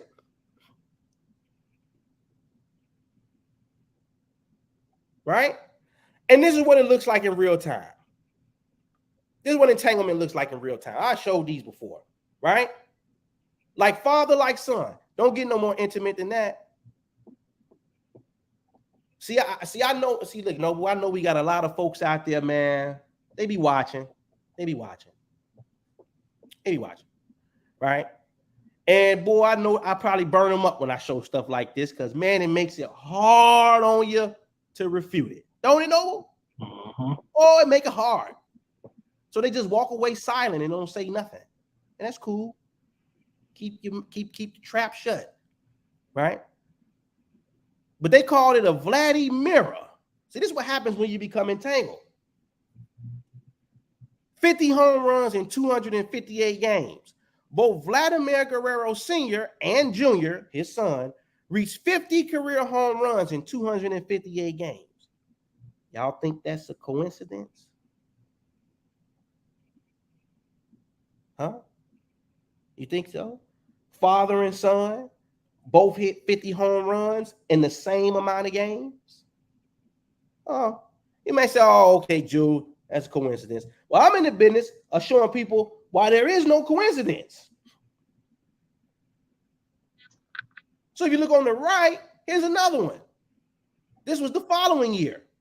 See on the one on the left from my IG page, June 26, 2021. What does this happen 2022? Like father, like son again, Vladimir Guerrero Jr. has 87 home runs and an on-base batting percentage of 363 in his first 403 major league career games. Vladimir Guerrero Sr. had 87 home runs and an on-base batting percentage of 363 in his first 403 games. Right. See, sometimes, and I'm convinced, these things are brought to my attention so that I can give it back to y'all to show you what it really is.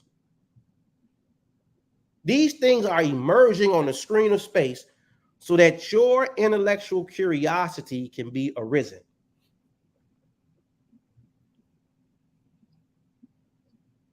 Right?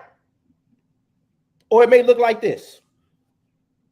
Or it may look like this. This is Antonia Marie McBurnett on Facebook.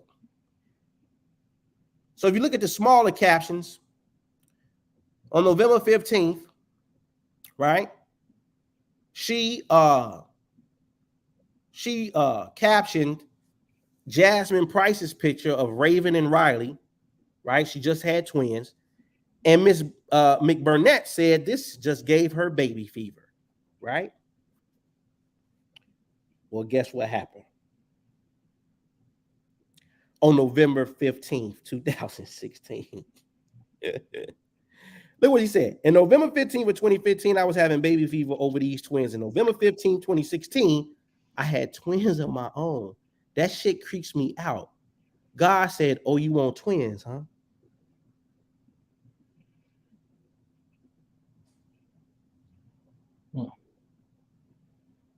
So she became entangled specifically with the idea of twinning.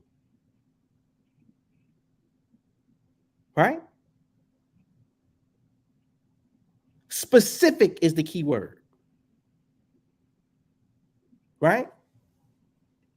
And then here's an example from one of my members, Brother Nassar Bay, out in the Oakland Bay area. What's good if you're watching?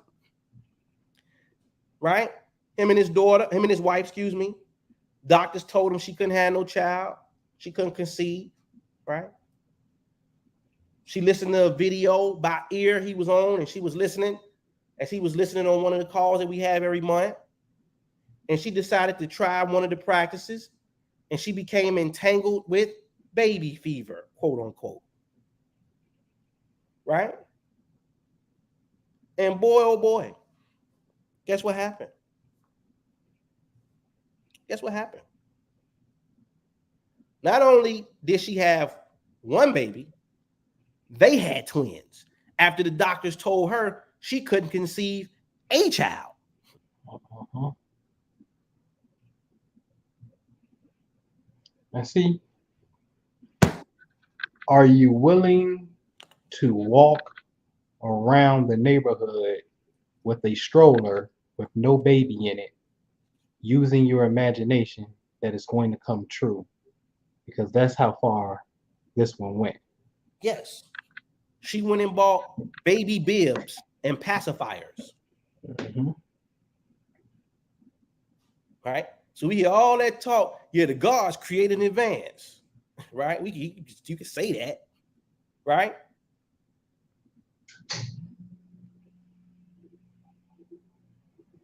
Right?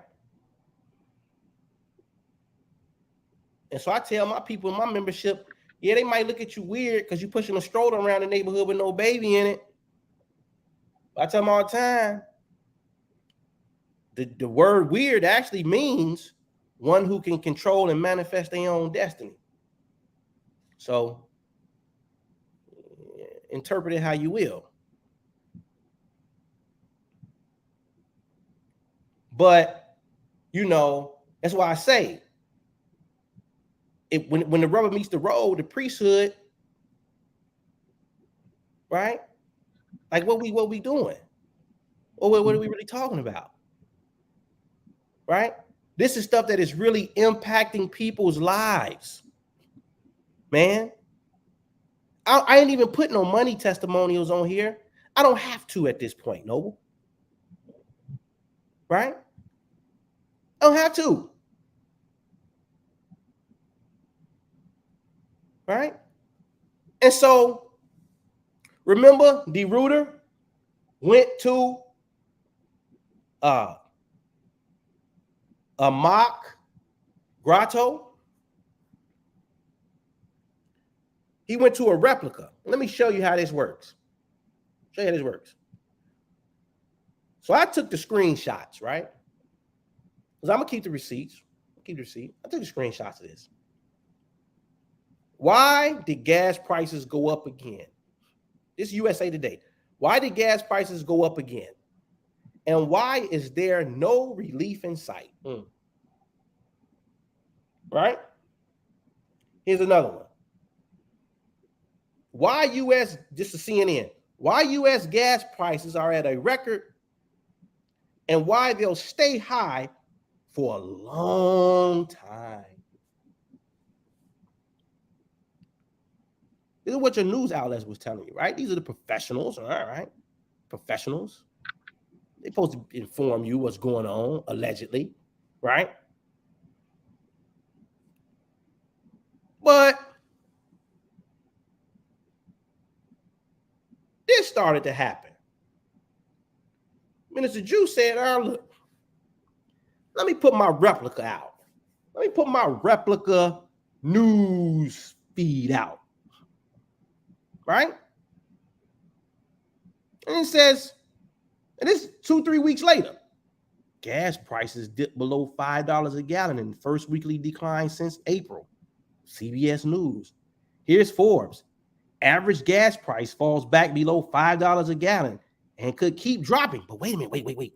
You just told me a week before there's no relief in sight and they're going to stay this way for a long time. Right? Right? Right? But this is what happened. See, on June 9th, I shared my placebo. I said, gas prices dropped below $4 a gallon. JewPlacebo.org. Right? And I called it, Let's Play a Game. A couple days ago, I said, because this is the news, and I'm quite sure y'all seeing it at the pump. Gas prices are down. Now, look, I said, imagine what we could do if we made this our top priority and method for solutions. I'm telling you right now, this trumps, and I'm standing on it. This type of information trumps any other information about changing anything in this reality. I'm standing on it. Go back up again to the previous slide when the actual decreases happen. Where's the date at on that? June 18th. Now go back to your placebo date. June 20th. I made this on June the 9th. Bingo. On purpose. On purpose. I made told you to play a game with it. Thank you.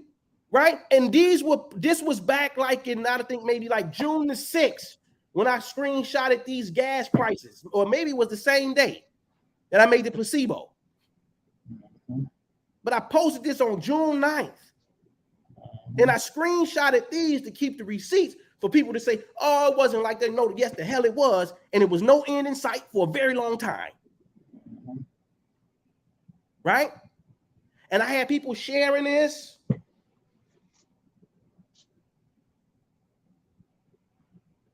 Yeah, this is the part, Noble, where the gentleman on the one of them YouTube shows says the minister's crazy. Yeah.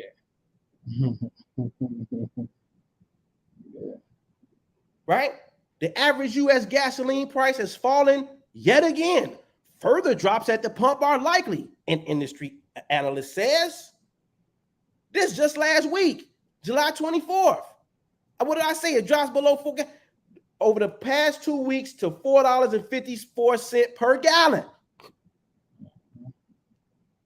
So yeah, the minister's crazy, but see, I do these like this on purpose sometimes. Because it's easy to play Monday morning quarterback and sit back and say what you watched that happened Sunday and say, oh, Patrick Mahomes should have did this, or Lamar Jackson should have ran on that play. It's easy to do that, right? It's easy to, have a discussion about something that's already happened, and now you're just giving your commentary on it and your insight. It's a whole nother beast when you saying F that. F that. I'm going to create this ahead of the news cycle while they're talking against what I'm saying, just to show you the power in this. And see, when you understand this phenomenon, whatever has to happen will happen. I want y'all to understand that. See, what you're looking at that's already happening on the screen, a space called reality, that's an effect. But it will appear as a cause. Oh, because Biden started drilling over here. Or, oh, because this happened over there. Or, oh, because this happened over there. But prior to, none of these things were on the board. The moment you drop your placebo, right, all of the moving parts start to move. I've showed this time and again, and I'm going to end it with this because this is what Scripture told me to do. This is what Scripture told me to do. This is John 14:29. I have told you now before it happens, so that when it does happen, you will believe me. I have told you now before it happens, so that when it does happen, you will believe. So I ain't gonna Monday morning quarterbacking with y'all. We like some of the most dangerous people on planet Earth. You know that? Oh, I know it. That's why you don't get invitations on everybody's platform. No. You're very aware. Very aware. I never forget. Miss G, I ain't gonna even say her last name. GH. She was like, listen, I can't mess with y'all too because I'm very afraid of what y'all would do to the planet Earth. And she stopped messing with us. Man, we haven't talked to her in what, 10 years? Yeah. And I don't even show that, I can't even show y'all all that stuff we was doing that was creating phenomenon down here. You know what I mean? Because it's interesting. So yeah, man. Let me see.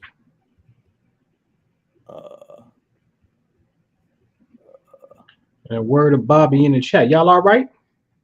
All right. Y'all all right? Mass Destiny, what's going on? Ernest George, what's good?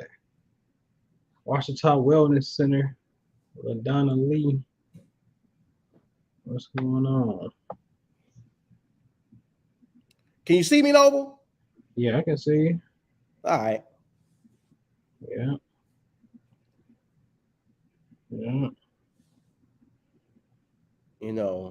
But yeah, man. And now somebody right. Tony Philippa says you all don't need to mess with everybody. You right. Oh, for sure. They right.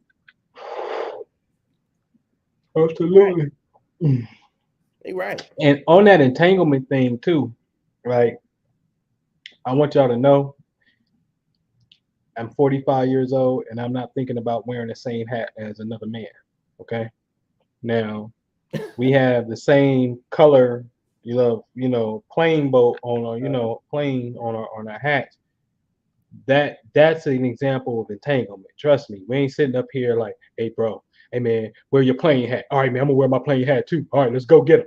Wow. Like that's right. A little from the school I'm from, we call that gay. Okay, no pun intended. Okay, I'm not trying to do that with another grown man. There's so much. We rap 5 times a day, bare minimum. All right, easy, right? Nothing but these kind of concepts and ideas and creations going on that our reality will parallel one another often, very often.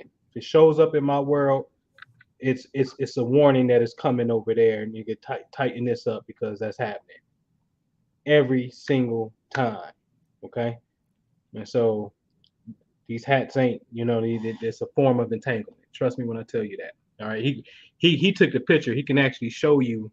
One morning he was putting on his boot, and there was a nail in his boot. He sent me a picture of it. I'm like, what the hell is that? Like, man, nail in my boot. I ain't paying no mind. Pay attention. You almost got you. All right, cool. About 2 to 3 weeks later, I'm putting on my boot, and I noticed something sticking out the bottom of it, and it's a nail in my boot. So I send him a picture. Lo and behold, we both got a different boot, but it's the same brand boot, a Timberland boot with a nail at the bottom of the boot. And we can tell you countless stories of this stuff happening, that we go on trips and come out our own separate rooms wearing the same thing. You know what I'm saying? Same shoes, same, like it just happens, right? And so the entanglement aspect is very real, and you have to be very conscientious on who you share your energy with and what you're concentrating on, so you can become entangled with that principle to make it happen. And you need to be specific. Yeah, yeah, facts. Figured you facts, man. But we can go to some Q&A unless you want. I don't know what to show over there. I'm not really pressed to show anything like that. You know what I mean? Over there. You ain't show nothing. You know, like, I think that those of y'all who know us, you like when I say maybe we got somebody new. Hey, hold on, let me see something. I gotta let me go see where that's at. Maybe we got something new. Maybe. I just like showing the Stone Mountain stuff because you can relate to that as a way of, you can relate to that as a form of racism in a sense when you're dealing with Stone Mountain. Somebody, hold on. Taylor Stark says, so my grandmother strongly believes in Jesus in the traditional church sense and is a strong prayer warrior with a history of results. Let's say she passes away. Can I pray to her to pray for me? Absolutely. Oh, yeah. Absolutely. Yeah. Because why? She has a history and results. Mm-hmm. Mm-hmm. A history and results. Mm-hmm. Mm-hmm. Because see, the word of God literally translates to mean a computation. Mm-hmm. And faith is a major component in the computation. So Granny didn't have all of the parts to the computation, but she had a large part of the computation. So absolutely.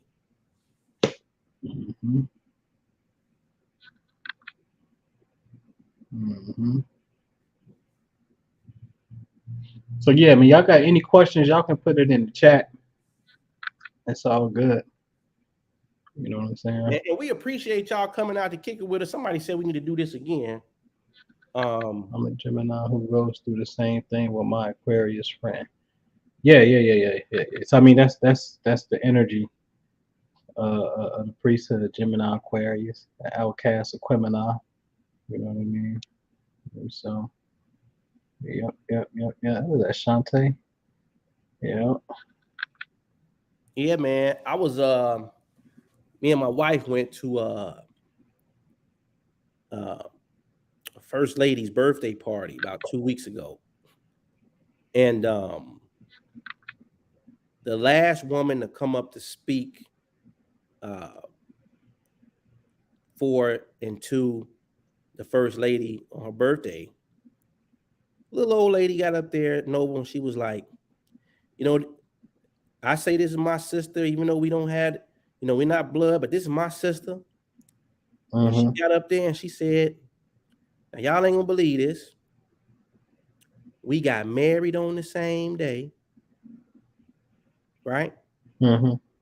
And they were friends at this time when they got married, right? But didn't plan it that way. Like, they didn't tell, oh, this the day I'm getting, they wasn't planned, right? They Mm-hmm. ended up having a wedding on the same day, got married on the same day, right? Went to their honeymoon Mm-hmm. and ended up at the same hotel, That's not playing. right? Right. When one was in labor, the other one was in labor Oh yeah, that's that. on the same day. And guess Yeah. what? Yeah. Named the babies the same name. Nah, man, that's crazy. So she said, so yeah, I'm her sister. I'm not her real sister, but I'm her sister in spirit. Oh no, you a sister, I said, yeah. in my mind, I said, no, sister. Yeah. Y'all came down here together. All day. All day. All day and day. Um Here, I'm gonna share about two things with y'all real fast, man. Because like my man, who was at that 1 year, Juice Simeon, ain't worried about nothing. Yeah, was that Simeon? That was Who was that? Who was that that oh, said what was that? his name? Who was that? Oh man. Oh man, what was that brother's name? Solomon. Suleiman. Suleiman, yeah. Suleiman. Ain't worried about nothing.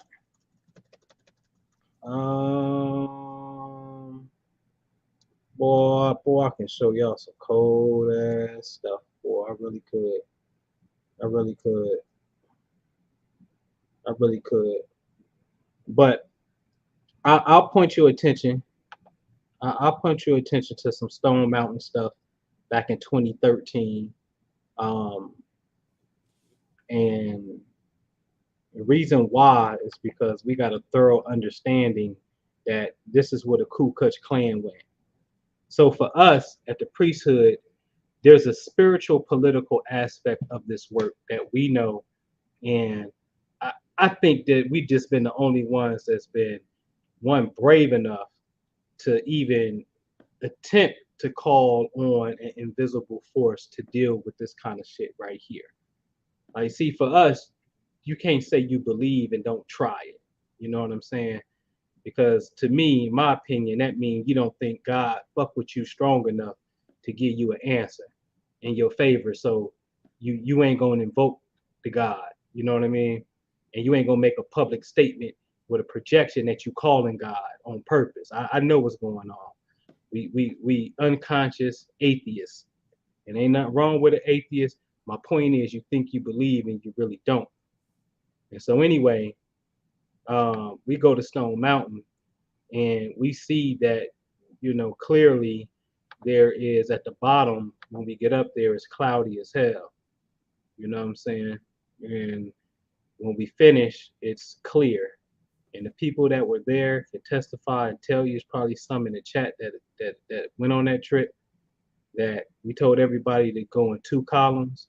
And me and Jew went to the east, we went to the south, we went to the west, we went to the north, doing a certain rite to make the clouds disappear, and poof, the clouds are gone. And we usually do our trips on the equinox, so it's March 21st, 22nd, 23rd weekend. Okay. And after that, a week or two after, that's when we did the radio show. That's why at the bottom it say Blog Talk Radio. So it's after the equinox, we're gonna go ahead and do a radio show on April the 7th. Okay. Now, again, we got lion mask on our face, putting in work. You see two people in the picture with lion mask on. Now hold on. Y'all the cats that this is what I'm saying.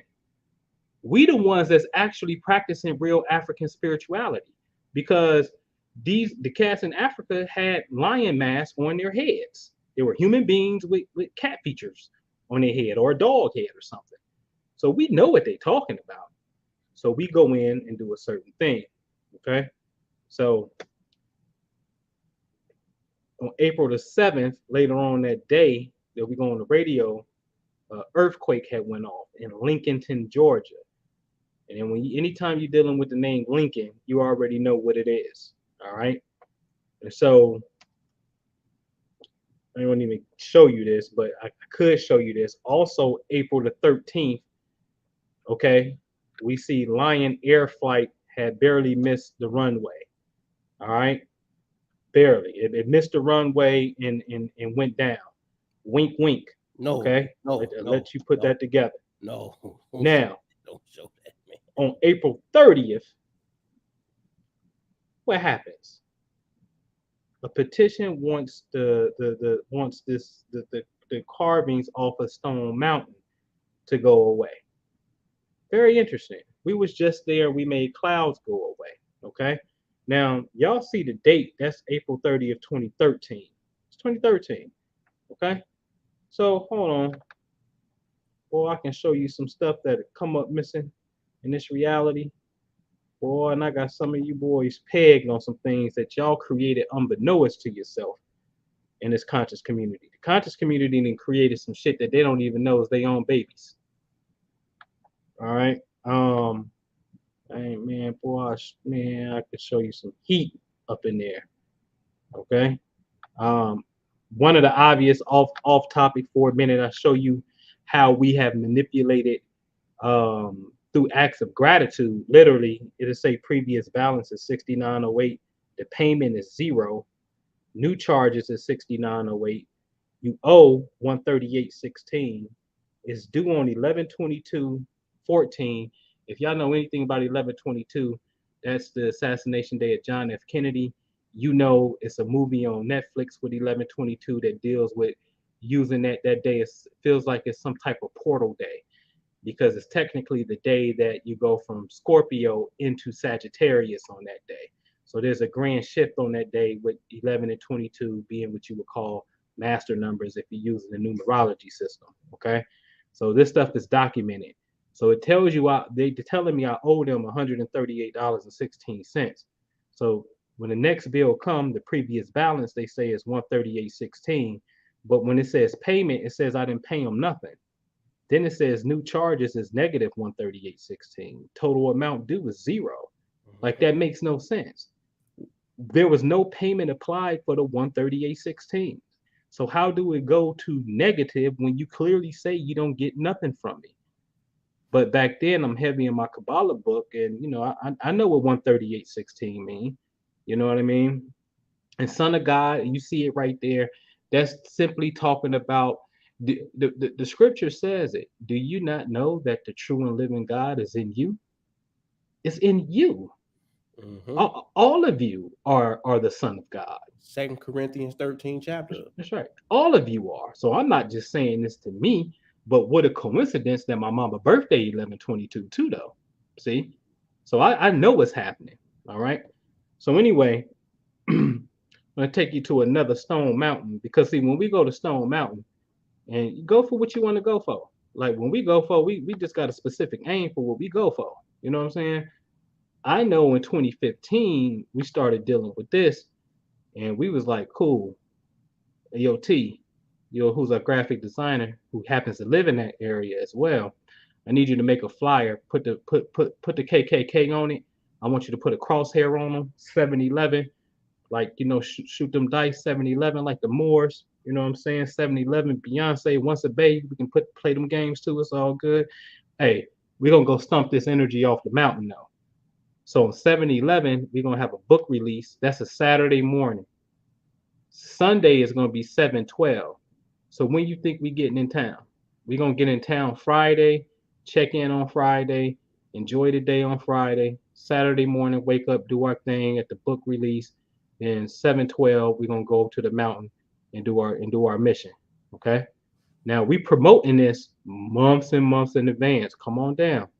Come stump this energy off and call on your ancestors if you believe. Okay. This is public. I'm telling you now, we aiming at the KKK. That's how I get down. That's my thing right there. All right. So what happened on the day that we arrived in town? You see the date, 7/10. Confederate flag at Stone Mountain Park is stolen. That's right. Oh, so the flag comes up missing at 3 o'clock, almost 4 o'clock. Okay, I know what that is. They ain't nothing but the spirit world letting us know we ain't even got to go to do the work on 7/12. It's already done. Yeah, because It's already done. the intention is there. Yeah, it's already done. We don't even physically have to go show up. Now we just being extra if we go show up, right? And so that Saturday morning before we do the book signing, we jet out to go get some printouts of of some certain individuals and whatnot. And we'll go to Old Navy. We come out and this lady driving through the parking lot. And I got my purple Aquarius shirt on. And here she is with, Aquarius Magic little trailer going. Jew tell her to stop. Well, yo, hold on, stop, stop, stop. No, we'll get in the picture of that. Make a picture. Boom, he snapped a picture. Do you know I couldn't have went back in the bathroom and took a piss? That lady couldn't have missed a red light in order for this to line up just like this. And we didn't travel all the way from I didn't travel from Denver to Atlanta to make this one happen. You know what I'm saying? And so the irony of that aligning, talking about Aquarius magic, it's about to go down. So that's why I'm saying we don't be tripping off nothing. Because if you ever we need to stir the pot, we know how to stir the pot. It's easy. So now on July 14th, which is what? We said we was gonna be on the mountain on the 12th, right? Mm-hmm. So July 14th, what happened? The NAACP come out. Hey, banish those symbols off the mountain. So how come every time we go, but specifically on this one, we went with the intention on getting the KKK, right? The Confederate flag come up missing when we come in town. And then a couple days later, the NAACP all of a sudden gets an idea. Interesting. I wonder who put that in their mind. Hello, he told you about L fields, your aura. There, I did the exercise the other day because I understood what they was talking about. And sure enough, my people hit me up like, "Hey, I was um forgot what she said to me, but she just hit me up because I had did a practice of my aura communicating in her aura. And when I say hit me dead on the spot, hit me dead on the spot. And I said, okay, I know what they're talking about on how to make this communication happen. So anyway, that happens. So I'm gonna show you something why you really ain't gotta worry. You know what I'm saying? And I ain't gonna tell you how I know, what I know, or what we did, in that sense. You know what I mean? But you know, I tell you like this. I tell you like this. I know on Wednesday, July 15th, 2015, at 11:36 in the morning. See, you got on the phone with the spirit world. Mm-hmm. In the spirit world, and I'm just gonna wrap it in that. I'm gonna cloak it in that because that could be whatever you make it to be. Mm-hmm. Okay. I said RIP 41 at 11:36 in the morning. Now you're talking about somebody that was head CIA. That's supposed to be the chief of chiefs when it comes to intelligence. Okay? You talking about a group of people as they should started studying the psychic phenomenon of remote viewing, as they rightfully should. Okay? Now, the news break at 10:26 p.m. that homeboy then fell and broke bones in his neck at Broke his neck. 10:26 p.m. And Noble, tell them to follow the dates. July 16th. That's right. That's not even 3 days after. That's right. And we, like you said, we're gonna cloak it in the word. That's right. Spiritual. That's right. But That's right. you better know. You better know right. what was on some of that paper. That's right. So this is what I'm saying, man. That's right. And so it's 11, I say 11:36. How come it's almost 11 hours later that it actually something happens in quote unquote real time? You think I'm lying? Watch this. Scroll down at the bottom. His press secretary. See, CNBC broke it at 10:31 p.m., but his press secretary came on when at 10:11 p.m. So his press secretary put it out first at 10:11. You then go backwards, you see CNBC at 10:31, And then going back, you would see, whoever this carrier was, New York Daily News, they came in before CNBC at 10:26. So his press secretary is the one that really gonna know. He got the earliest input at 10:11. You understand what I'm saying? At 10:11 p.m. What did I say earlier in the day? I'm at 11:36 a.m. You understand? So see, again, I'm gonna say it. I'm gonna say it. I'm gonna say it. Turn this off so I can see you. Okay. This man was the chief director of the Central Intelligence Agency. When it comes to intellect, he was the boss. I am telling you, the spirit world and science that we're on, this that Pentagon talk. Like this is next level. Like this is stuff that we talk to Jeff Bezos and the government about. This ain't for what we would call the conscious community, because it's literally it's on a whole nother level. Clearly, it is on a whole other level of intelligence that we're dealing with. But you know what we do? We filter it down into practical things to enhance your individual state of being. That's it. That's what we do. So now I just play with my plants.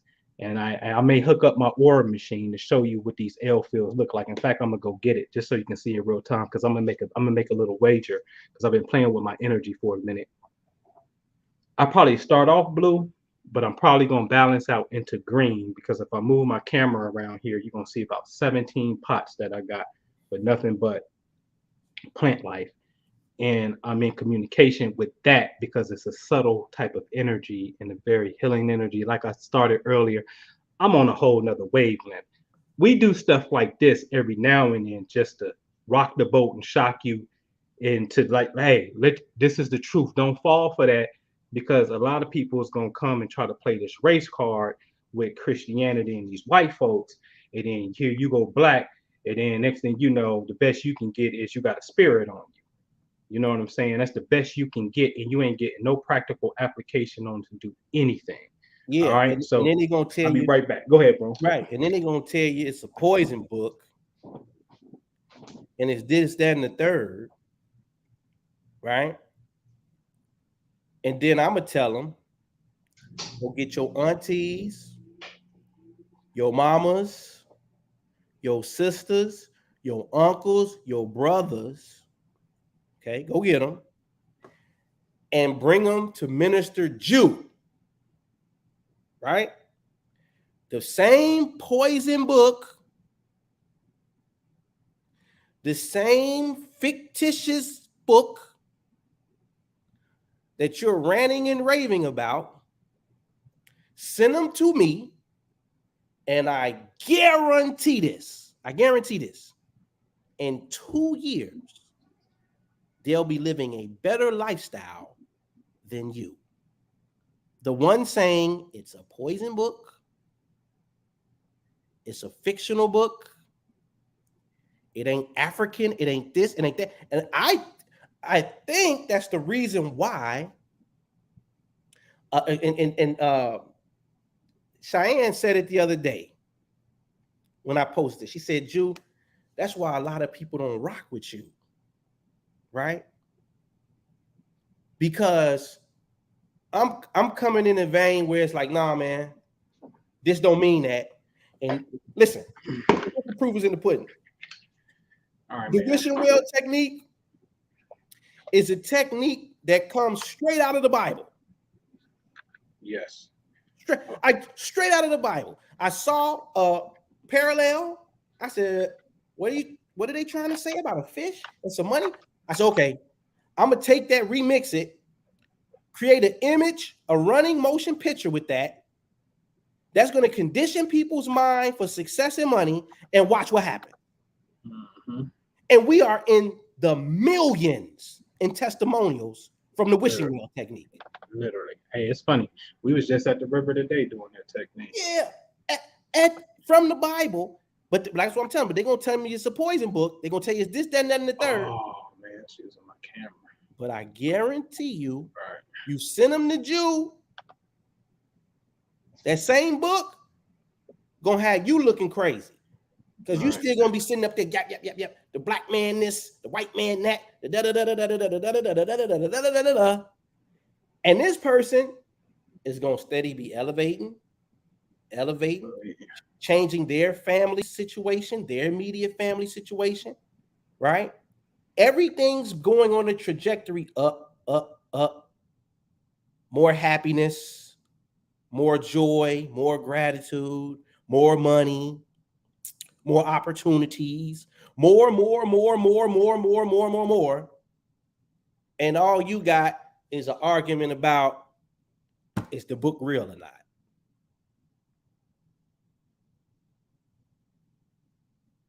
You see?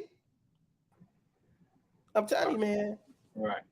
Oh, I can't use it because I'm using the same camera, so it ain't gonna let me take a live. It ain't gonna let me take a live, but I'll show y'all. Because I think I took a picture today. But I'll show y'all a picture. So I can't do a live aura screen or show you the aura live on the machine because I am using the same webcam and it won't let me do that. All right. So let me. You got some pictures? Yeah, I got one today. You know what I'm saying? I was half high, ain't high off no drugs. I don't do drugs. But even though I was coming in as an indigo blue, as y'all can see here, you can tell you updated that software too. Truth is, you can see the green on the outside, and again, it's nothing but plants behind me because I've been working with this particular energy for a second. So that was today, this morning, and so my point is, if you seen me do this work before, I'm usually on the violet, white spectrum, the highest of the colors, because that's what my energy be. But recently, a little over a month or so ago, I've been really finding my balance in between spirit and material. Because my energy, I'm very fixed. You won't see me for a couple years on this kind of conversation because I'm doing real estate. You know what I'm saying? And now you see me just now coming back and whatnot because I found my balance between finances and what a bag is for me, and then my spiritual offering that don't have to be financially driven. And there's nothing wrong with being financially driven in that space. I just don't want to do it because I got a financial deadline. I won't feel good about myself is if I'm putting this class on only because I got a financial deadline or a financial ambition. I need to do it because spirit gave it to me, and that's my inspiration from the divine to share it with you. You understand what I'm saying? And so anyway, the L fields is real, got the technology. In fact, we setting it up. We working out the itinerary right now where we about to start doing 3-day personal joints where you come in, you get on these assessments that you have. I can actually show you some heart technology that we have as well. Just imagine this. Usually we used to do 3-day weekends. It was a Friday, Saturday, Sunday. Friday you check in, but as soon as you come in, you got to come put your hand on the sensor box so we can check the aura chakra to get your raw baseline energy field and whatnot. Saturday morning, as soon as you wake up, bam, you want it so we can get your energy field and heart rate where you was at from when you woke up. Then we can transition to some energy work, then come back after the energy work, immediately get back on the machine. So then you can have the actual reading to see like, oh, snap, my energy was low and imbalanced, but when I did this is all I need to do. Okay, cool. You got a tangible report to show you went from this state to this particular state. And then we're going to jet out and we're going to go to some of the most sacred magnetic spots in this landmass without a shadow of a doubt. You're going to lay down on them spots. Let's just say I take whatever I may have, rose quartz, whatever. That's going to hit on your chakra points and really your endocrine gland systems and balance that out. Then we're going to do a certain technique that deal with sound healing. That's going to be sound coming into your aura field, literally cleansing that L field out. Because remember, what did you show you earlier? Studies has been seen or been shown that prior to the rats getting cancer, the energy field around them started going through drastic changes. So if you can boost up the energy field and cleanse the field, you see what I'm saying? Then you can get rid of the oncoming physical ailments that's on the way. And so while you're at the sacred spot, this is simply imagine laying down at the pyramid and you doing a breathing meditation, relaxing, totally just freeing yourself of space and time, but you got a heart sensor on your lobe. So now we clocking you while you're here at this location to see if there's a difference from earlier in the day. Then we come on back in, and then the next day we're gonna get into this past life regression real heavy, seriously, because that's where the trauma is. It's in your hippocampus, it's in your memories, and sometimes you're not digging deep enough because you're not relaxed enough to be able to get in there to see where it's at. And now I can play a video that I got a testimonial from a sister who don't even have asthma no more, and that come from a state of her just being relaxed. Close your eyes, relax yourself. And with each deep breath, just to feel yourself just breathing out stale energy, yada, yada, yada, relaxing her, following my voice. So now she's relaxed. Once she's relaxed, she can go through this doorway. She go through that doorway, you free space and time, go to a death scene. She used to smoke, had cancer in that lifetime, saw herself as a white Caucasian man in Minnesota. I really need to do a paper trail and look into that because she saw this clear as day. Dying of lung cancer. This lifetime, she got asthma real bad. Can't even be around incense smoke. Came out of that session, just like it's documented in Dr. Brian Weiss works. And, she never had an asthma attack since 2013. Ever again in life has she had an asthma attack. And this time, there's no herb, there's no placebo, there's no imagination, there's no mantra, there's nothing. That is you getting straight into your subconscious. And that's where it's at. Oh, I love that work right there because that's different. And a lot of our traumas and a lot of our reoccurring relationships with our mama, spouses, and things of that nature, these are people that you've been with before. And there's an energy there that you really need to understand. And once you see it, it deletes the program. Just by you seeing it, deletes the program. I referenced the book Miracles Do Happen by Dr. Brian Weiss. You're gonna have to deal with the testimonials, okay? So we got all that and then some on 3-day personal joints, no more than 3 people at a time, because it's a personal thing that's catered to you. And as soon as we finish getting that together and everything, it's gonna be dope. You know what I mean? And I want you to learn about yourself too. You know what I'm saying? Meaning, I don't care about your chart in the sense of, not that it's not important.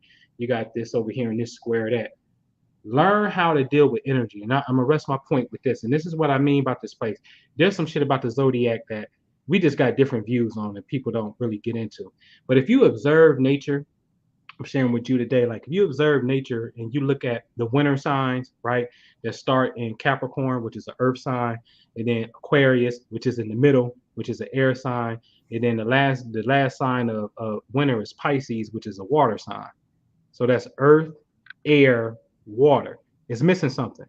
What is the winter signs missing? It's missing a fire sign. But it's cold outside. And when it's cold outside, what do? You get heat up. Heat. Yeah. Okay. Now let's go to the opposite season when it's hot outside. The first day of summer is Cancer, that's water. Then it's Leo, which is right now, that's fire in the middle. And then it's Virgo, which is earth. So now the fire sign is missing something. What is it missing? It's missing air. So when it's hot outside, what you doing? Got the air conditioner on. Don't you? Turn the air on. You understand? Even when you go to the harvest season, you look at Libra season, the beginning of the fall. The beginning of the fall, Libra is air, right? Scorpio is water. Then who's next? Sagittarius is fire. What are you missing? You're missing the earth sign. But this is the harvest season. So what do? The earth gives you what you need at this time. You understand what I'm saying? And even when you go to the spring, it's opposite. Aries is fire, Taurus is earth, Gemini is air. So what are you missing? Water. Oh, so what happens in spring, Jew? Don't what we call it? April what? April showers. You see what I'm saying? So the nature shows you what's happening. So what needs to happen is, even though I'm an Aquarius, that's cool, but where am I deficient at within my energies to balance me out? You see what I'm saying? So then I start working with certain energies like this. And that, listen, I ain't trying to hear people be talking about love, and I get it, but I'm telling you, I know love is my superpower. And that's what I got to take responsibility on. Going upstairs and we going, and that's easy. That's nothing to do for us to go, hey, let's get together, let's go to whoop and do whoop de whoop and make it happen. The hard thing is be an example of love and truly getting yourself in a compassion and loving state. That's the journey. And so just be on the lookout, man, because you're gonna be able to come on in here and we're gonna be able to measure this energy field for real, for real. All right. No, well, you know we've been on this thing for 2 hours, 35 minutes, 17 Man, seconds. this should be easy. But well, look, man, if you on my channel, if you're viewing this from my channel, The Imagination Guru, hit the links down in the description box, man. We got membership links, wishing well downloads, book purchase at Amazon. Hey man, I just started my own Facebook. Thank you, Noble Anpu. Man, the prom. For the years of allowing me to operate on the people from your platform. We just made a full Jupiter cycle, bro. Ain't nothing. Yeah, I know, right? Yeah. Made a full Jupiter with 12 years, man. 12 years, man. You know, and so Noble's been a great teacher of mine over this 12-year period. I feel like Bruce Leroy on The Last Dragon. Nah, man, I'm Daniel's son and you Mr. Miyagi. Stop playing. Stop playing. I ain't no fool. That's the younger, older brother. I know what it is. You know what I mean? Oh man. You know what he say, man? He's like, but master, it's more to learn. No, it's time for you to go out. Yeah. You know. And so that's literally what happened, man. Came in Noble's class, you know, was real enthusiastic about it. And man, now we here, Imagination Guru Ministries, man. A registered 501 C3 certified, tax exempt, certified church. Certified, because that's all I do. Yeah. I take people to the real church, man. Yeah. The real temple. The one that's made with no hands. You see? Yeah. And we get it in, man. The membership is popping. Right? We had classes, what we do, four classes a month. So we try to keep people engaged. People hit me up all the time for counseling in the membership. I do personal one-on-one coaching for 9 weeks. That's not advertised on the website, so you got to hit me up personally if you're interested in that. But other than that, man, those are all the plugs that I got, man. Everything membership based for me. Yeah, that's what it is, man. Check it out, man.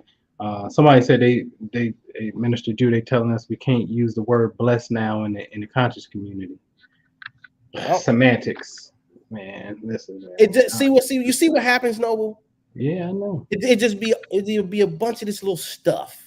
Yeah, blessed because blessed means I forget. I heard that years ago. Yeah, it means blood or something. I forget. But okay, all right. But hey, but what's nothing. This was like a little story in what is that? Maybe Leviticus, maybe about the two birds, and one of them having to shed blood. But that really was a story about transformation. Right. Reiki Master Trevor, that's what's up. Just shoot me an email too, so I can have you in response and stuff and lock you in. You know what I mean? But definitely, that's what it's about for sure. But yeah, man, appreciate everybody. Man, I'm good, man. I see Monica. Appreciate you, Monica, John, El Boki, Oswald, Open, Agent Witchery, everybody, man. We look, man. I downloaded that Clubhouse app. I gotta sign into that thing so we can make it pop. We got something coming called We Respectfully Disagree. Yeah. And we want to launch it over there at Clubhouse and just have some fun on Clubhouse. When we do that, we'll let y'all know. But we might do this a little bit more often. I don't know. But everybody's busy, man. Anpu's extremely busy, man. I'm busy, man. We just busy. We really in the trenches with the folks doing the actual hands-on work. Yeah. It ain't easy. Believe me when I tell you that. It ain't easy. But we enjoy it because this is our purpose. I know it is for me. I enjoy it. Nobody tell you. Yeah. In fact, nobody tell people you got a problem, go to Jew. Oh yeah, y'all want to hear it. I got short patience, man. I got ADD. I ain't listen, man. I ain't got time to play little mind games with you and trick you into believing what you want already. Hey, that's right. Hey, I ain't got time for that. No one know how to be. I find a study that fast. Yeah, I'm cool. I'm super cool. But anyways, man, we appreciate you guys. Yes. Have a happy Monday. Have a great week. And we look forward to talking to y'all again in this manner sometime very soon. Yeah. All right. Peace.